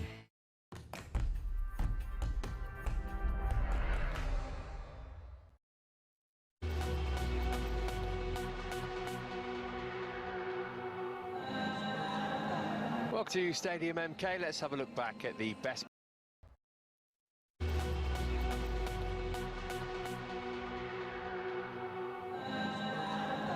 Welcome to Stadium MK. Let's have a look back at the best bits of a first half which has been dominated by Chelsea. Well, Clive, the intentions were made clear by Joe Edwards' team from the first whistle. Charlie Misonda almost putting Chelsea ahead in the opening couple of minutes. Yeah, and he creates the opportunity for himself, doesn't he? I mean, there's a lot of players around him, and the scary thing, I think, from their manager's perception is that no one got close to Charlie. He opens up the opportunity, and it's a good strike with a terrific save. And to be fair to the goalkeeper, stopped us going into an early lead. Callum Hudson-Odoi enjoyed himself in the first half. Some brilliant direct running from him, almost brought the opening goal. Yeah, nice and positive, isn't it? And you know, some good passing that suits him down to the ground, doesn't it? Cutting in from that left-hand flank and just trying to fire one into the far bottom corner. Goalkeeper may have had that covered. MK Dons opportunities few and far between. It was from one of their attacks that Chelsea made the breakthrough. How about that for a pass from Kyle Scott? Nice little spin from Michy Batshuayi too. Just does the rest, doesn't he? Just give him the ball. And again, you talk about players closing people down. MK Dons just didn't get near him. Lovely weighted pass by Kyle. It just gives Batshuayi just the opportunity to let the ball run across his body. And again, look, defenders nowhere near him.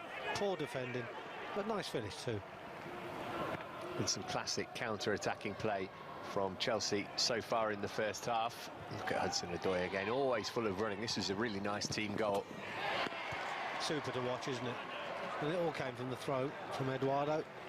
Opportunity for Callum Hudson-Odoi to open his legs and really run across halfway, but nice little weighted pass so that Kennedy can put it in first time, and it looks oh so simple. Now Viger Seitzma isn't going to thank us for showing this again, but Callum Hudson-Odoi's got another Checker Trade Trophy goal to his name. Yeah, I mean, what can you say? It's just a mistake. There's no point in picking him out, but he probably will, I won't say never do that again, but he won't do that for a long time. You know, it's disappointing. It's just one of those things. He's let it roll through his body. Well, how brutal are Chelsea feeling? Are they going to really humiliate MK Dons in front of their own supporters? We will find out shortly enough. Here's what's happening elsewhere. Blackpool leading Mansfield. That game kicked off earlier than us. Peterborough 1 up on Southend, and the ladies 4-1 up on Spurs now. Drew Spence, the latest to add her name to the list of scorers in that Conti Ties Cup match. Plenty more to come from Stadium MK. Might be plenty more Chelsea goals too. Do stay with us. Second half comes next.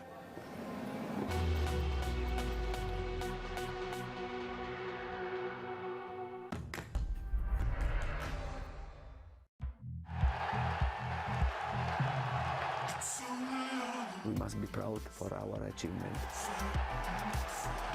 Morate's tied and it's in! These photos are in here. That will never ever go away in this football club. Kelby! She's done it! For us, we want to win everything. Say hello to Chelsea fans and Chelsea TV, bro. Hey, Chelsea fans.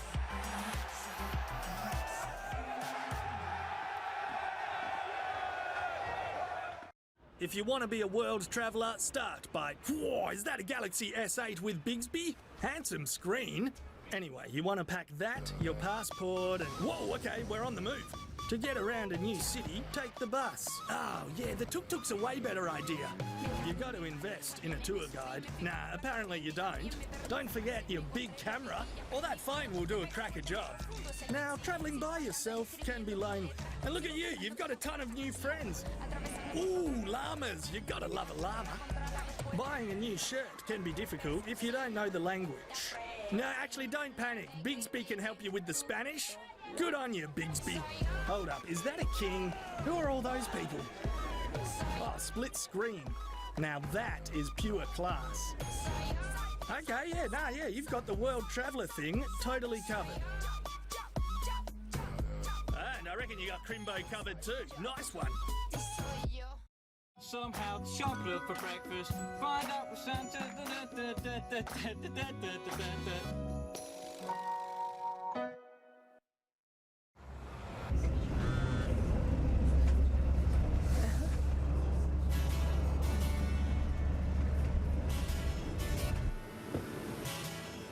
Give a little bit.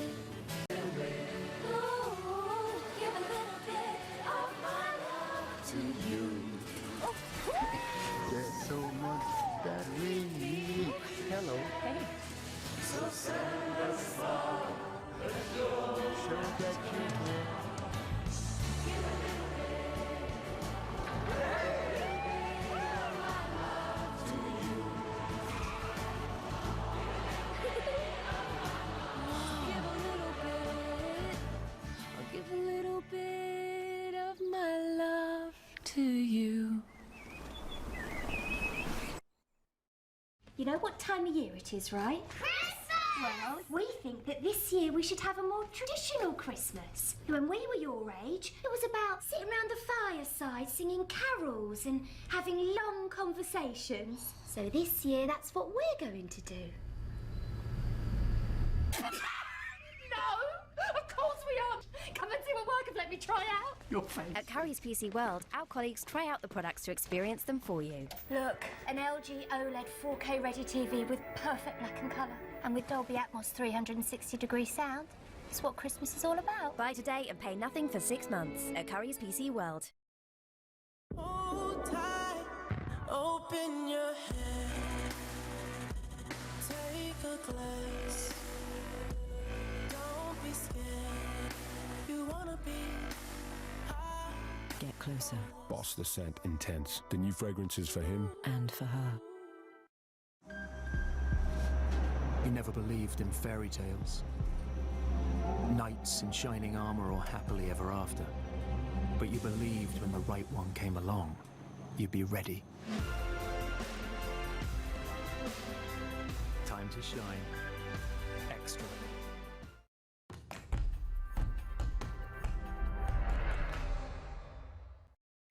Oh, it's a good ball in for Morata! Every exercise I want to win is the way I am. Late in the afternoon, he signed the deal before Tottenham ever got out of the starting block.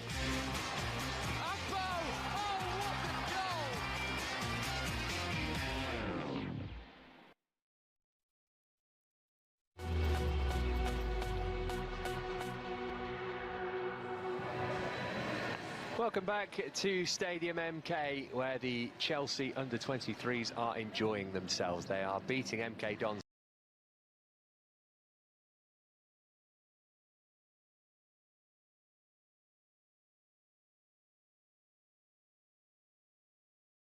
Late in the afternoon, he signed the deal before Tottenham ever got out of the starting block.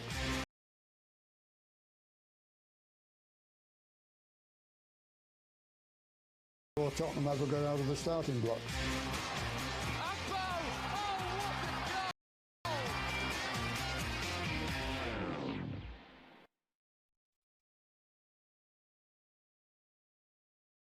Before Tottenham ever got out of the starting block. Andreas has always been one of the top players in the academy. Beautifully timed challenge again from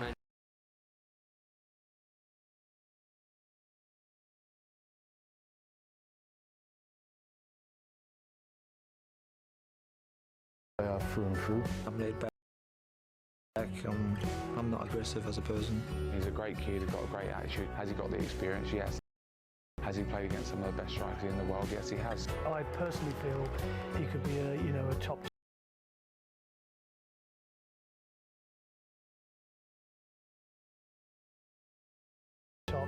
Premier League player. He's an incredible footballer and one that this club should be very proud of.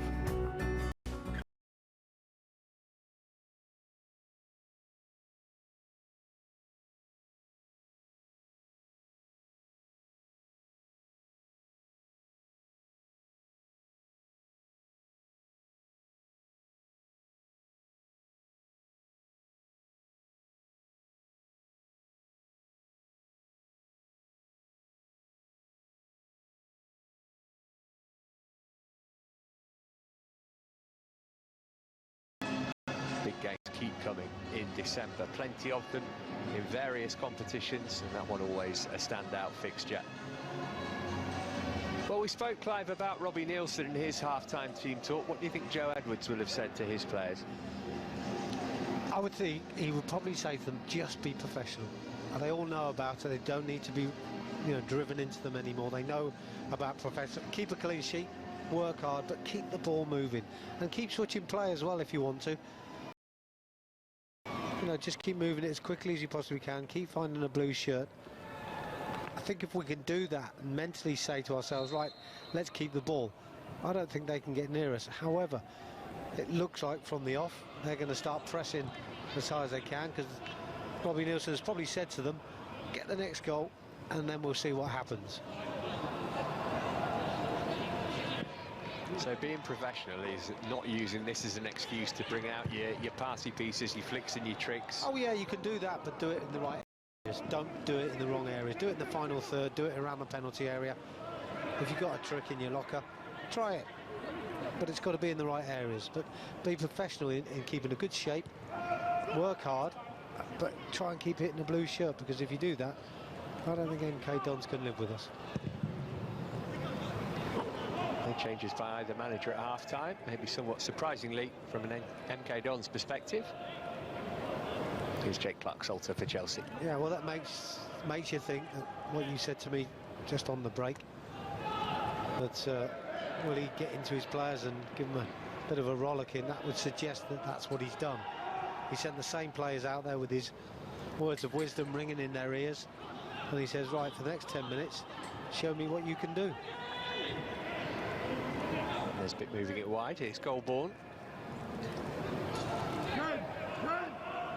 Well, if they can get a goal back early on, I feel they've got an outside chance of getting back into this game, but Eduardo didn't make a save worthy of the name in the first half. Well, we often talk about complacency, don't we? And I don't expect that, but there's a chance here, maybe. Good work from Ariibi, but good covering too from Clark-Salter. Brilliant from Jake. So quick to get across the ground and close the door. And that's what we're talking about. Just get it done properly.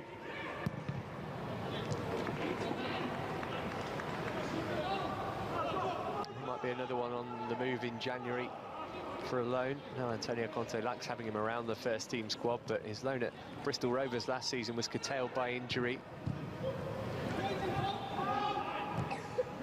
Ampadu with a slice.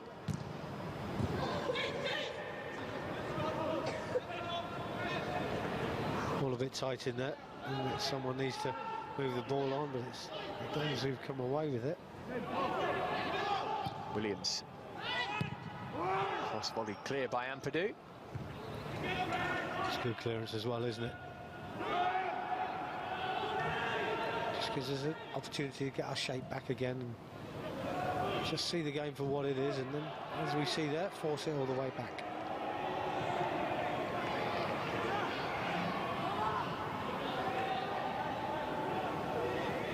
Well, Seitzman, the goalkeeper, will be desperate to get a feel of the ball and make a save, given that his last act in the first half was letting Hudson-Odoi's effort trickle through his legs.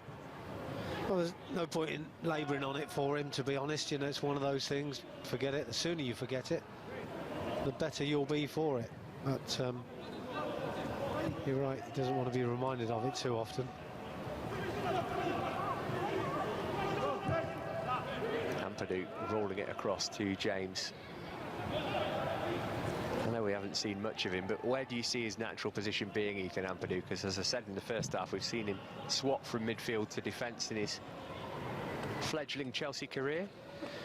It's a difficult one because he is only 17, Matt. He's got lots of time to improve. He's got lots of time to find the position that suits him the best.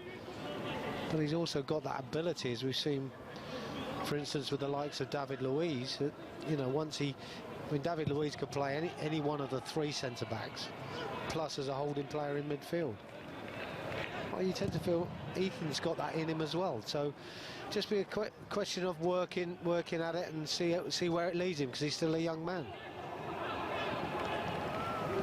Dons are going to make a substitution soon. We saw Ampadu make his international debut in the Stade de France, of all places, for Wales last month. He came on in midfield there. He was up against Nzonzi and Matuidi, and he just looked like he'd been playing international football all his life. It was amazing. He just looked comfortable, didn't he? And of course, playing him in the middle of midfield, you know, just looks after him a little bit, if you understand the meaning, because he's got 3 players behind him with experience.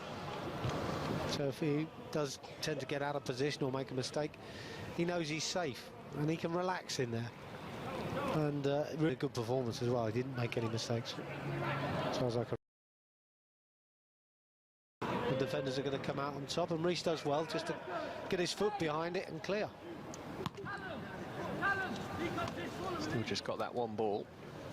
Just wonder if the opportunity, though, when there's corners and free kicks, for us to counter-attack, as we know we can.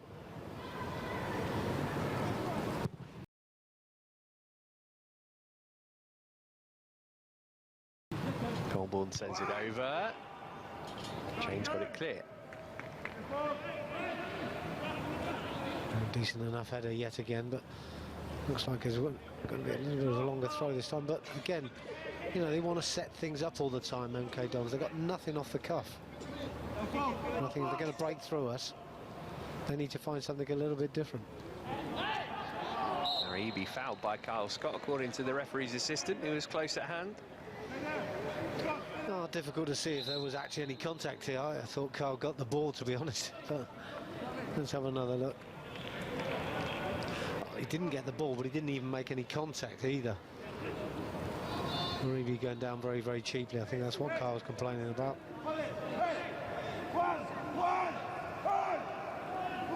Colborne's been the man for the set pieces. He's going to take this one too. This is a more difficult one to defend in the corner, to be honest. When it comes up an extra few yards, it gives them the opportunity to swing it towards Eduardo's goal.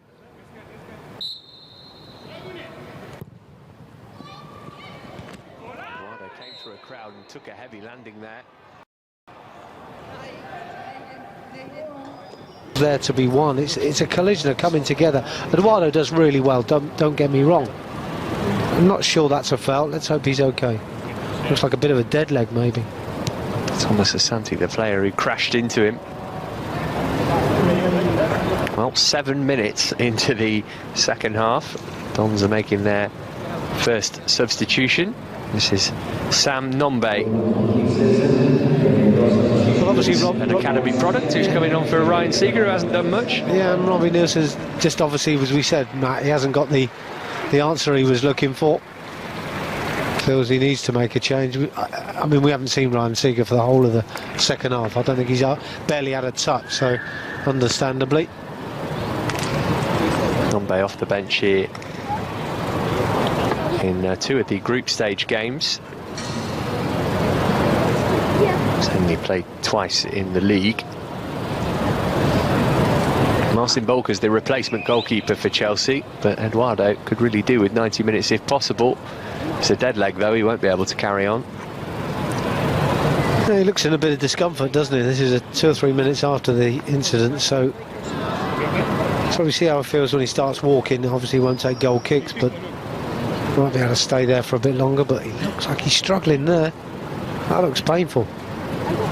There is Bolker warming up.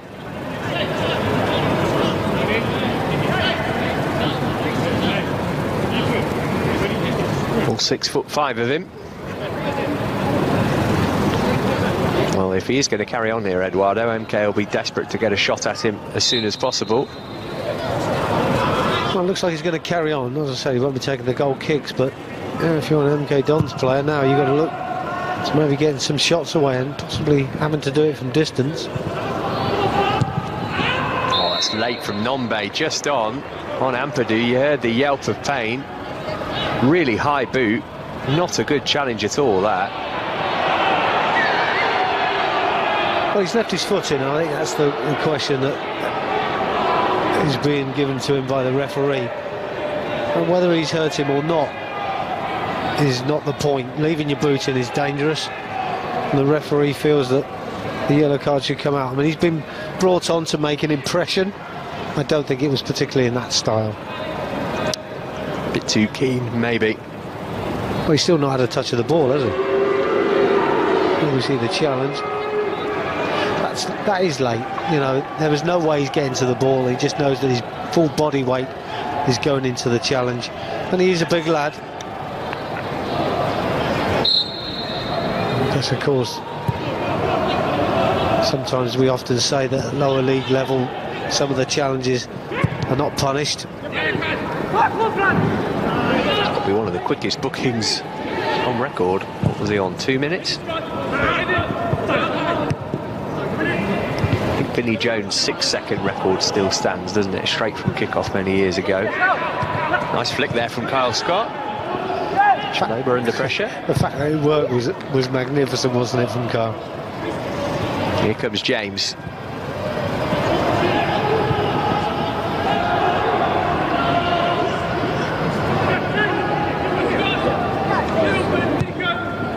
Scott, well, Chelsea have weathered the first 10 minutes of the second half when MK would have hoped to find a route back into the game.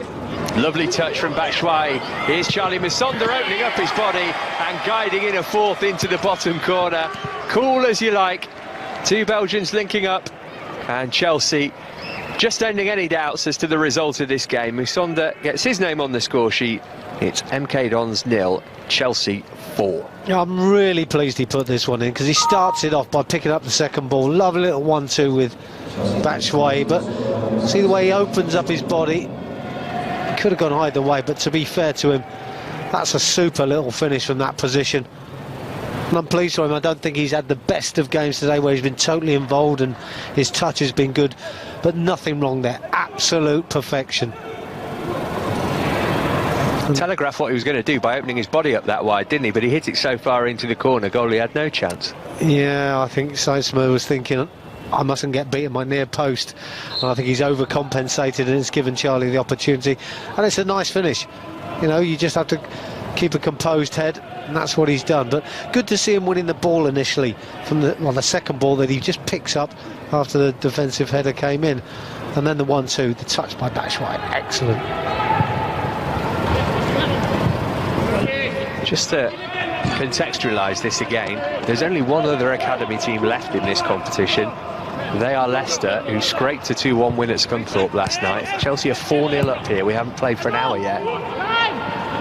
Manchester City and Spurs both took up the invitation, having declined it last season. Didn't get through the group stage, nor Newcastle. Could have a Category 1 academy to get an invite into it. 16 teams accepted that invitation. Williams, the latest player to get booked here. From that position, challenged by him, wasn't it? Oh, Kyle Scott. Oh, it's dreadful, isn't it? Just showing the studs. Maybe not a great deal of contact, but the intent was there to bring him down.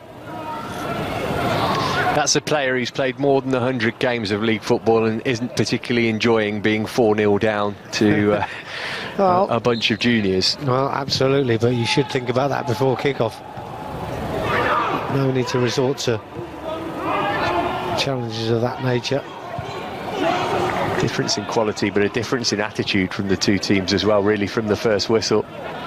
Yeah, and I just wonder if, you know, we've seen a couple of challenges that maybe if we can go on and get maybe a couple more goals, you know, they will get annoyed. The trouble is we don't want any injuries. Just got to keep playing the way we know we can.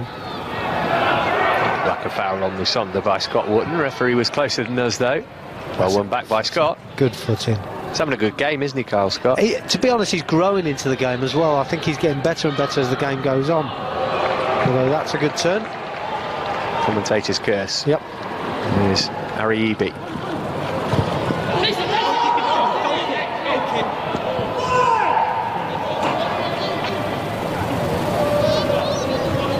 I just wonder if that fourth goal changes the thoughts of Robbie Nielsen. Maybe, you know, we said earlier on about them not losing by too many goals. One of his thoughts will be changing with substitutions, especially because, you know, at some stage the home fans will expect more.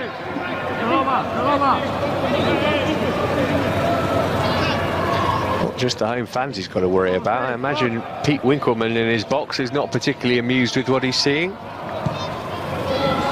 MK Dons chairman. Ball from Nesbitt. Harry Eby trying to get his crossover. It's a corner. Well, I think he's been lucky here to get the corner. I mean, Trevor looked always in command of this situation. I don't think he really fancied the physical challenge, but he gets a little bit of luck. Trevor does his job, gets the blocking.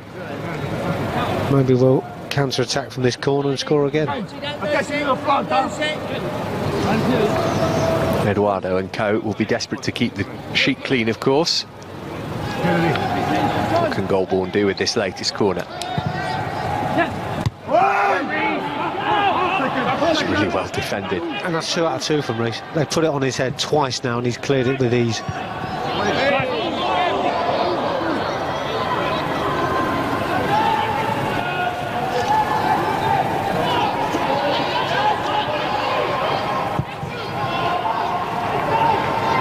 I think Eduardo's recovered though, Matt, as well. And taking the goal kick, so that's a good sign.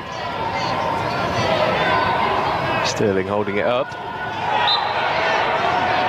Asante winning a pretty cheap free kick.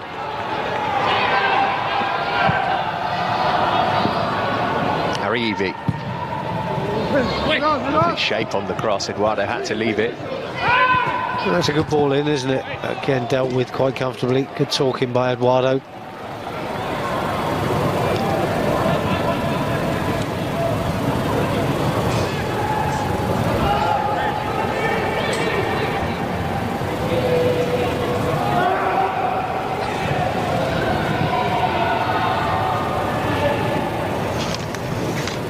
Side are going to make their last 2 changes momentarily.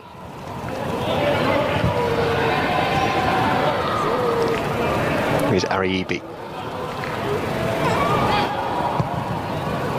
Again, got his crossover. Again, Chalobah there. A little bit too easy from Kennedy. Didn't quite stay with his runner. Good chance to get a good, decent cross in, but this time clear quite comfortably as well.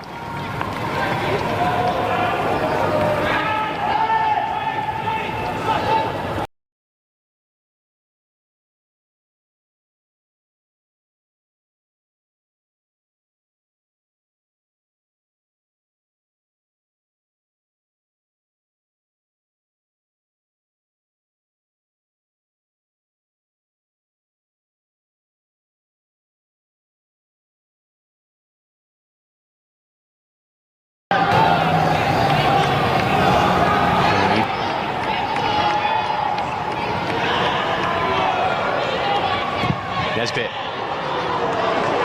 Caught the 2 minds.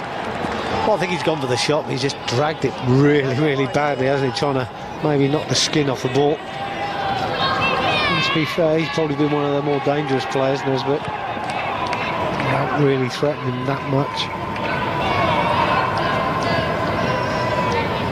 Touch from Hudson-Odoi to Scott.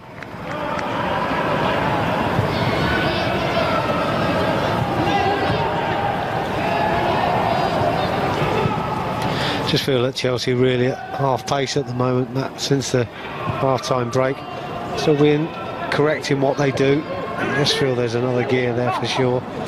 Doesn't look like we'll be needing it though. Now the opportunity for the double change to happen. Ed Upson, who's a regular for MK this season, one of those coming on. He got 2 here in a 4-4 against Oldham a couple of months ago. They'd love a 4-4 here tonight. He's going to take the place of Conor McGrandles, who was booked in the first half. And the other change is going to see one of the many Scots in the MK Don squad these days, Peter Pawlett, who came in from Aberdeen in the summer, take the place of Aribi, who's probably been the brightest MK player in the second half, but he's off. And Pawlett is on in his place. Still waiting for the first Chelsea change.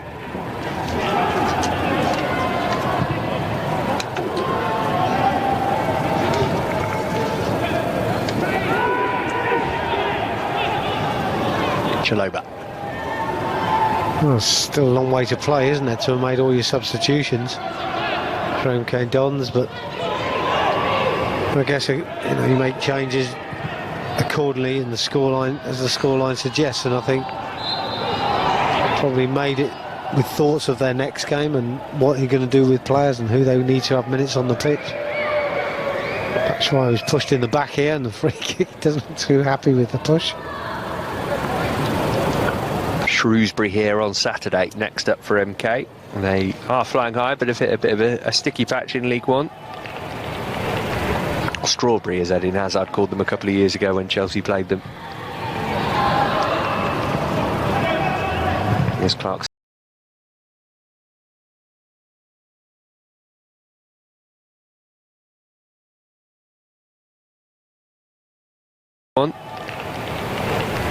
Strawberry, as Eden Hazard called them a couple of years ago when Chelsea played them.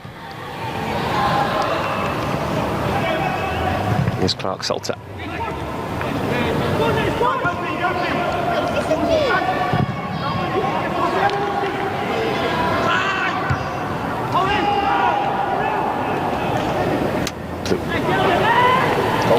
Still plenty of time to get more, isn't there? Obviously, Chelsea predominantly now want to keep a clean sheet, but as we know at this level, Matt, they just love to play, don't they, and score goals. So you wouldn't be surprised if we don't go on and get more. Of course, the seniors got 5 here in the FA Cup in January of last year. Feels like a lifetime ago under Gus Hiddink. Oscar got a hat-trick. And Eden Hazard got his first of the season. Header from Ampadu. Paul at the substitute, moving it forward. Cheeky from Kennedy, away by James. Works though, doesn't it? I mean, here's a back here. I was saying earlier on, don't do silly things in silly areas, but if you're confident enough, it works.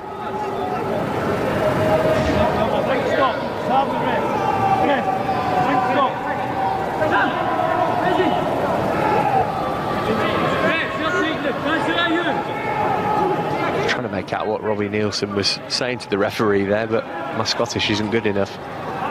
It's okay, I don't think the referee would have understood it anyway. Here's Hudson-Odoi. Risondat fancies another goal. Here's Dujon Sterling now.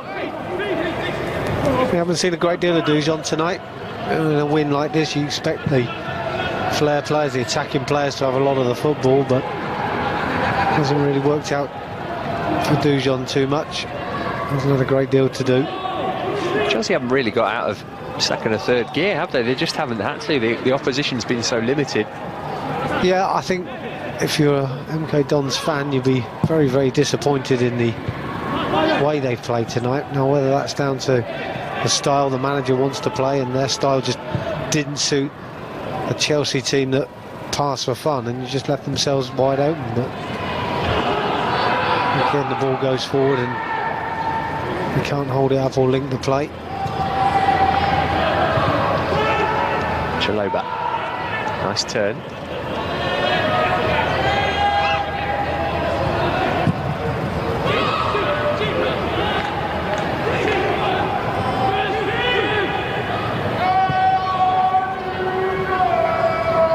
This is Upson, one of the substitutes. Getting a nice pass from deep. But who got there ahead of Nombe though. Good defending. Paulett trying to get something on that, but Clark Salter won it. Yeah, and you know, the clearance wasn't the best by Ampadu, but they suddenly got a chance with him out wide and gaps in the middle, but the ball in was so poor, it gave Jacob opportunity to just come and win it back. Here's Paulett, had it taken off his toe by a good tackle from Reece James. Yeah, he's got to get his shot away a lot quicker. Ricochet's found it to his feet, and he's got to turn and shoot much, much quicker than he was hoping to do there. The lads quickly closing the ranks and forcing the ball away. Kennedy having a row with the referee now. Chelsea going to make their first changes soon. Not before this corner though. Over toward Walsh at the far post. Goal kick. Well, again, decent ball to the far post, and Jake has felt the full force there of the challenge. Never really threatened the goal though, and Eduardo can take it nice and easy.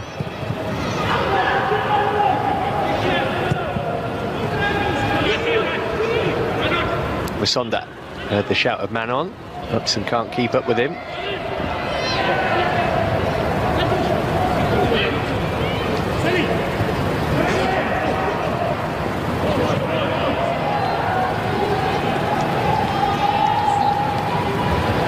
Chaloba. It might be him who's giving way in one of the changes.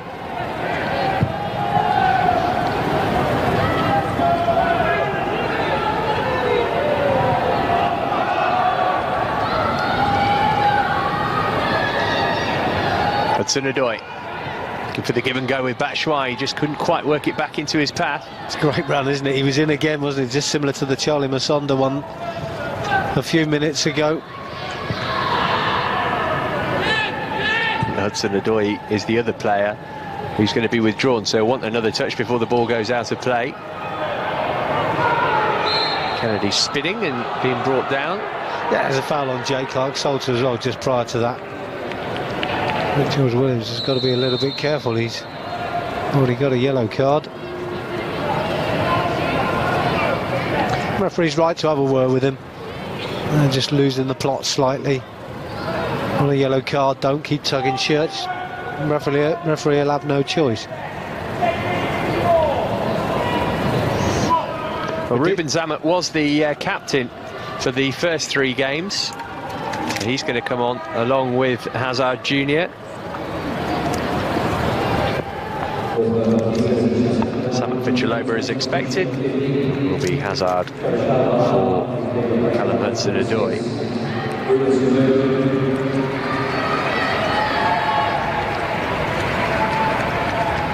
Zammit, the captain of the PL2 team, Scotland under 21 international. Hudson-Odoi once again has made his mark on this tournament. And Kylian Hazard is on for the final 20 minutes or so. Signed from Újpest in Hungary, started at Lille.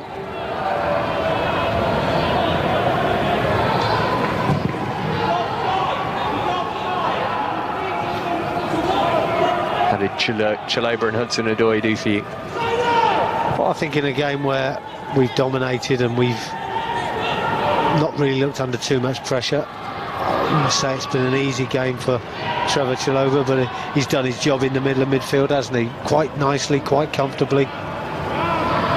Well, I think from Hudson-Odoi, I think goes without saying, every time he's with the ball, he brings that excitement to the team, that little bit extra, a little bit special. He's done it again tonight. He's got a bit of luck with his goal, shall we say, but if you don't shoot, you don't score, as they say.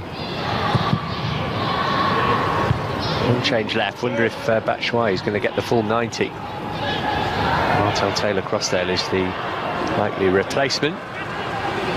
Here's Hazard's first touch.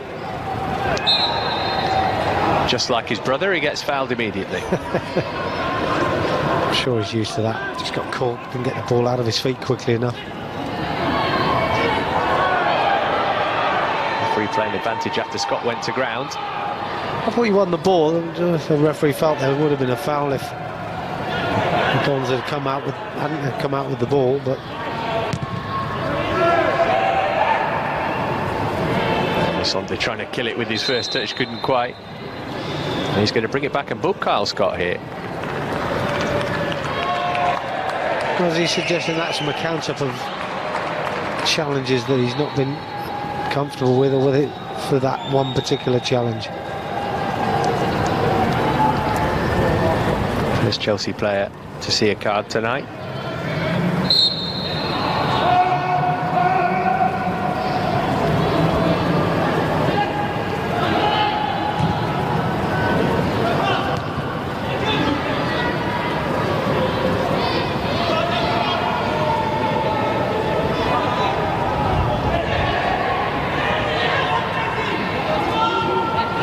Get a consolation in their 15 minutes or so that remain. MK Dons trying to add a bit of respectability to the score. Good cross from Williams, headed away by Ampadu. Danger's not passed yet though. Muirhead couldn't find room for a shot. James got it to the edge of the box, and then the effort drilled in and drilled a fairway wide. Well, in the end, comfortable, wasn't it? Just got no real quality, have they? MK Dons, when they play up against a team like Chelsea, it shows immensely. It's more in hope than anything. It's a loose pass from Reece James, though.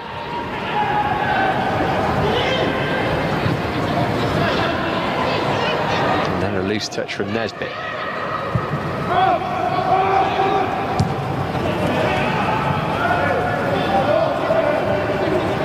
Chelsea heading towards the last 16. Friday lunchtime for the draw for that one.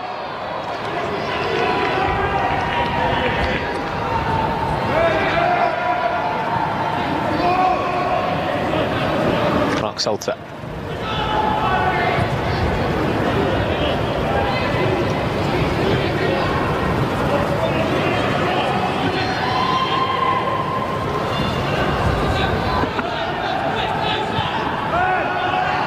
And there will be a new name on the trophy this year. Coventry City, the holders, knocked out in the group stage. I wonder if Chelsea can be the first academy side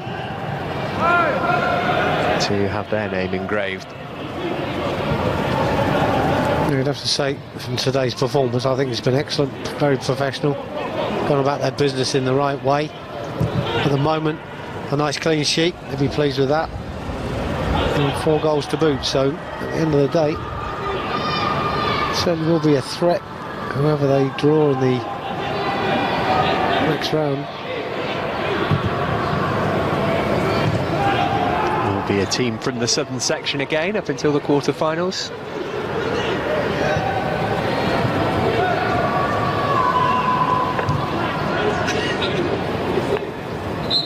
He had to ask the referee for the free kick, and he duly obliged him. That's why he's not happy with the physicality of the challenge, but again, at this sort of level, MK Dons play it, that's what you get, you know, but you shouldn't have to ask the referee. The referee should just give it anyway. Oh, good skills. That's the way that Batshuayi answers. Lovely ball for Hazard. And he goes for the Rabona, a la Hazard Senior. I'm going to say, wonder where he learned that one from. Nice skills, look good, probably the right time to do it as well.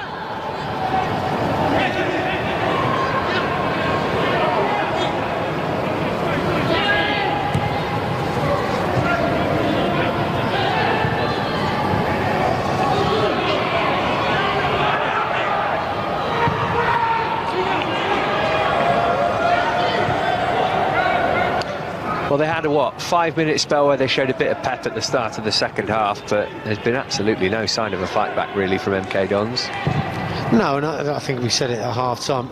I honestly couldn't see it, Matt. I just couldn't see anything where they would change something. Personnel were bound to be changed at some stage, but you just feel from the manager's point of view, he needs maybe different players or different ethos, even just like a plan B. We've seen nothing change for me. The shape stayed the same. It did start to change very quickly in the second half, but those changes haven't made any impact on us whatsoever. No surprise Jake Clark-Salter's got cramp, given that this is his first game in a long time. Williams put it through his legs, and Eduardo's had a save to make. Well, he has had a save to make, but it was going wide, and I thought Eduardo could have seen this one away. However, he's put his hands up and pushed it away. Williams gets through a little bit too easy with little nutmegs on Jake. He'll be suffering from a little bit of cramp. But a little bit of interest from the fans as well, Matt, all of a sudden. That'll be their main aim over this closing 12 minutes, see if they can send the fans home happy with the goal. They're all travelling in the same car.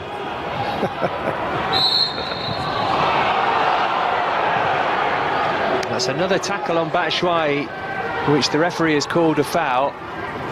And this was what we were concerned about.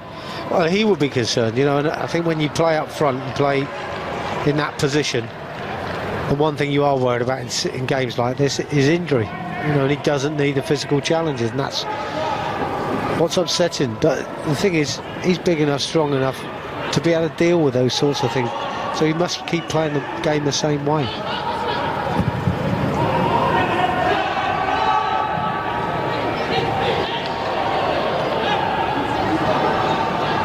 Scott just unable to win it back. Little tug on the shirt of Muirhead. Referee spotted it. Here's Nesbitt.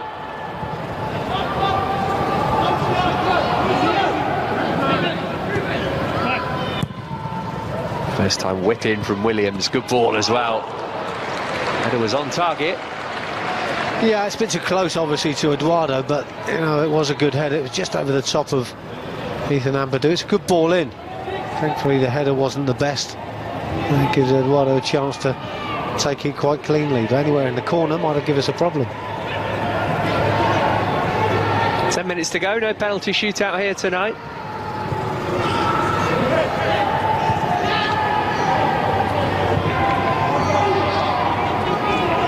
We were at Stamford Bridge last season, Clive, for that epic one against Oxford in the group stage that Chelsea eventually won 13-12. There was a point where you wondered if you were going to get home that night. Absolutely, Matt, and you just... but you don't see that too often either, do you? And I guess, you know, it's quite exciting in its own way as well. And Chelsea went through the group stage unbeaten in 90 minutes, but lost 2 shootouts against Plymouth and Yeovil. Foul on Hazard this time from Upson. Yeah. I'm sure there's going to be another yellow card. It's cynical again, but they're running out of ideas, aren't they, MK Dons, on how to stop us, whether it be dribbling with the ball or our passing. But it's clumsy. It's, well, no intent to play the ball, unfortunately. The referee's having another word. He's had a few of those tonight, and to be fair to him, I think he's kept the majority of his cards in his pocket. Here's the final Chelsea change. Isaac Christie-Davis is the man who is coming on. He's going to take the place of Kyle Scott. Maybe that yellow card a factor in Joe Edwards' thinking. Christie-Davis has featured in all but one of the games in this competition so far. And the player who's been short of minutes this season, Kyle Scott, but he played well. Yeah, he's had a good game. I thought most of the second half he's sort of controlled that midfield area, looked comfortable. And I guess you're right, the yellow card is sometimes one thing. Oh, Tia. That's a late challenge. Well, this is getting a bit silly now. Yeah. Mr. Ward's got to get control of this game. Yeah, I think this could be another yellow card here. I just do not understand this challenge at all from Goldburn. Just a word with his assistant as well to see how they see it. I mean, oh, that's right down the inside of his ankle bone. That can be painful. The referee's had enough, I think, of the challenges, the silly challenges. And that can, you know, put people out for a couple of weeks. You know, there's really no need for it. You know, if you're going to play that style, play from the off. You know, if that is your way, just play it that way. Don't start doing it and pretending that you're making an effort in the last 8 minutes of a game when you're losing 4-0. It doesn't go down well with managers. Official attendance 1,549. Pretty big by the standards of the competition this season. Just gets swallowed up in this cavernous 30,000-seater arena. I'm surprised there's that many. It's difficult to count them, but very surprised. And now Nesbitt's gone over. I think it was the contact from Masonda. Well, what's he done here? I didn't see any contact, to be honest. He's going to have to get up and play on. Did he turn an ankle just as he was trying to make that turn? Or was it the embarrassment of passing the ball out into touch?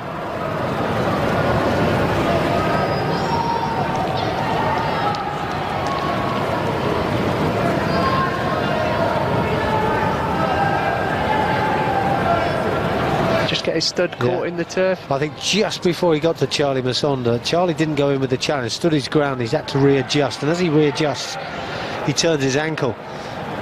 It's just one of those things. Yeah, probably caught these studs in the ground, and oh, it looks like they're going to have to play with 10 men for the remaining 7 or 8 minutes. In his ligaments in his ankle, maybe. Well, as Adam Nesbitt trudges off wearily, let's have a look at the goals. If you were late joining us, you missed an early flurry from Chelsea. Batshuayi made it 1-0. That was midway through the first half. Then he tapped in his second from close range, and that's the moment that Sykesman will be seeing in his nightmares before Musonda added a fourth in the second half. Well, three out of the 4 were clinical, Matt, weren't they? And there's some lovely movement. And I might see another one here. Musonda, oh, what a shame. It was such a good run. Yeah, he's got himself into a great position, hasn't he? And again, you know, if you're manager of MK Dons, you'd look at it and say, every time we've scored, they don't seem to get anybody close enough to close the ball down. They seem to want to allow somebody else to do the job. You know, they've got no one who seems to want to take control.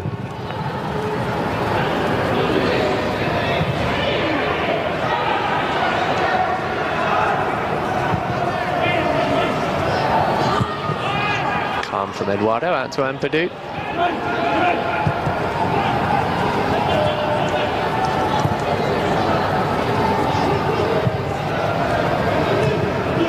Flip from Kennedy. Hardly broken sway, hasn't needed to. Misonda. That's good play, isn't it? Excellent play, but poor defending. Kennedy's in, Batshuayi's in the middle waiting for his hat-trick. Kennedy went himself instead. Batshuayi kicks the post in frustration. Wanted his hat-trick, didn't he, there? Opportunity to play the ball across. Kennedy goes for goal. Maybe just had one touch too many. Good build-up play, but goodness me, dreadful defending by MK Dons. They've checked out, haven't they, I think? Yeah. Trouble is, there's always someone watching. You never know where that might take you. Here's Ruben Sammet.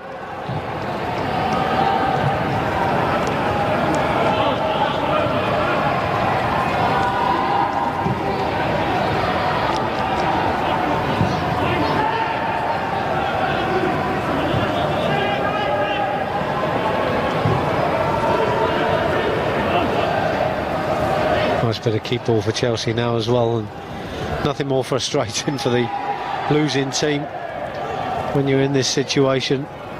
Just want the game to be over with. You can't even get a touch of the ball to enjoy.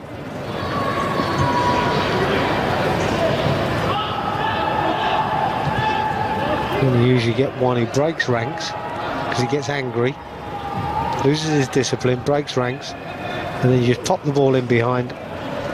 And there's your next goal. Sterling back for Reece James.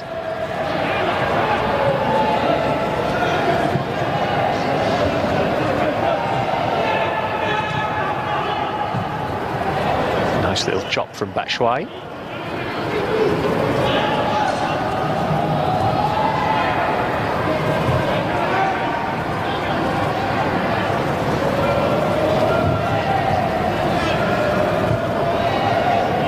There's a lot of passes gone on, hasn't there, without going anywhere, and we're at a stage where no reason to either.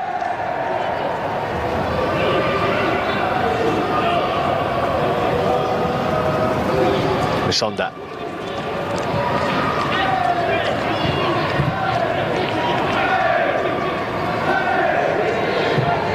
James switching it from right to left. Kennedy couldn't keep it in. Yeah, and it's after about 30 passes, you know, Reece James just fancies trying to switch places, the opportunity just gives too much on it. The game's essentially over now.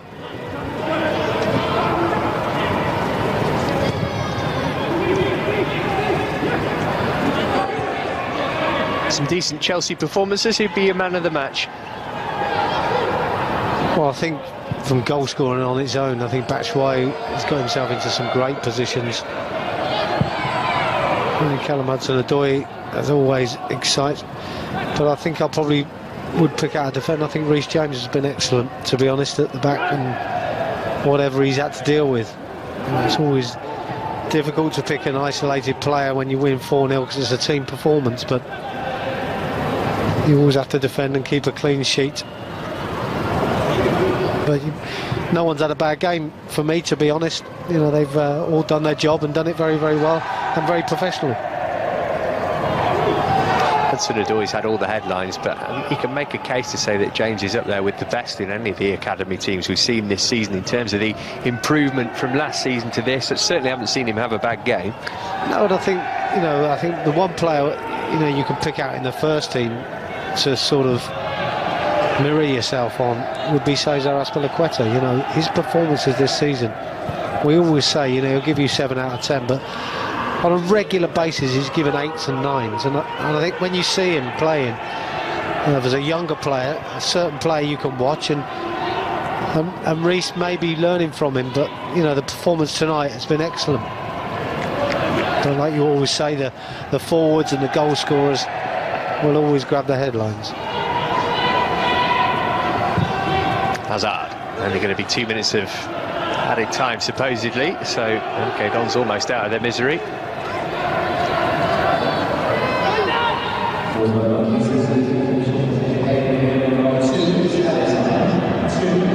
Well, the Eduardo delay on its own was about 3 minutes. I think this is kindness from the officials. Just give them the benefit of the doubt. There's no way back, is there, for them?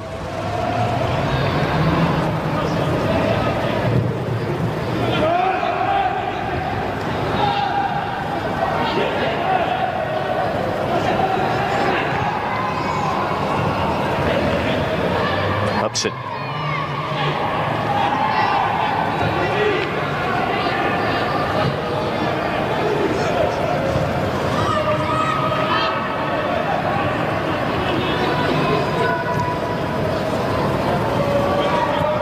One last chance to add a fifth, maybe, if Chelsea are quick about it.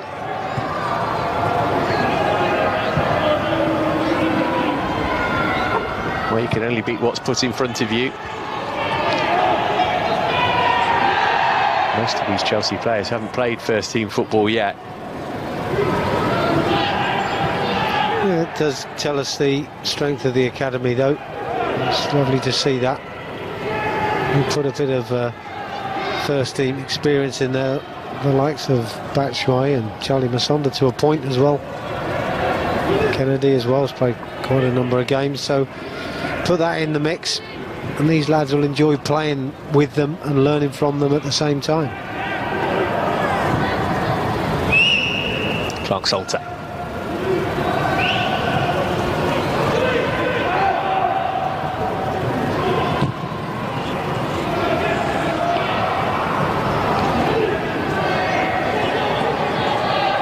Hazard having a wander.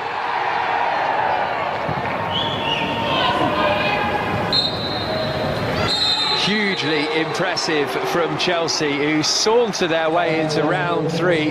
A fantastic performance from Joe Edwards' side. He can barely contain his smile. The second 4-goal victory that he's masterminded in the space of 24 hours. Michy Batshuayi with a brace, Callum Hudson-Odoi on half-time, and then Masonda added another 11 minutes after the restart. But Chelsea, hugely impressive here. Most of the other academy sides have struggled in the Checkatrade Trophy.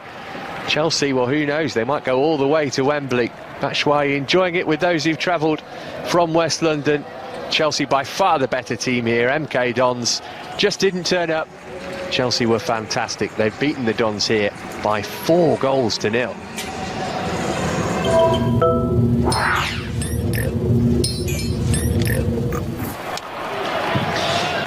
Well, Clive, let's have a look back at the goals. They were all pretty good, to be fair. One of them owed a fair slice to luck, but lots of great counter-attacking football from Chelsea, particularly in the first half. Absolutely. It started with that Carl Scott pass, didn't it? That was all about Batshuayi, the hunger, the desire. We've criticised the MK Dons defensively, never getting close enough on this occasion and several others, but you know, when you've got the quality of Batshuayi and you've got that ability to finish, they've allowed him to get too close. I mean, he's inside the box when he takes the strike on.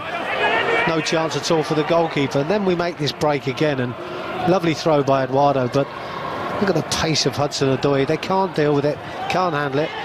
Cool pass, Kennedy does well, and that's a simple tap-in. So, you know, when you're attacking like that, there's no way back. That was 2-0 on 42 minutes. Lovely first-time ball in from Kennedy, and then 2 quickly became 3 right at the end of the first half. If you know Viger Seitzma, you might want to look away now. Yeah, and this is the nail in the coffin for them, isn't it, just before the break. He's done the right thing, Hudson-Odoi, to take the shot on. It wasn't a difficult shot.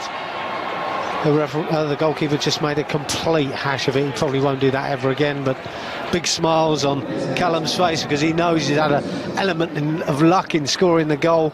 Does the right thing, but should have been comfortable for the goalkeeper. And then it was all us second half again. Just feel we were in second gear, to be honest. Charlie Masonda does really well here.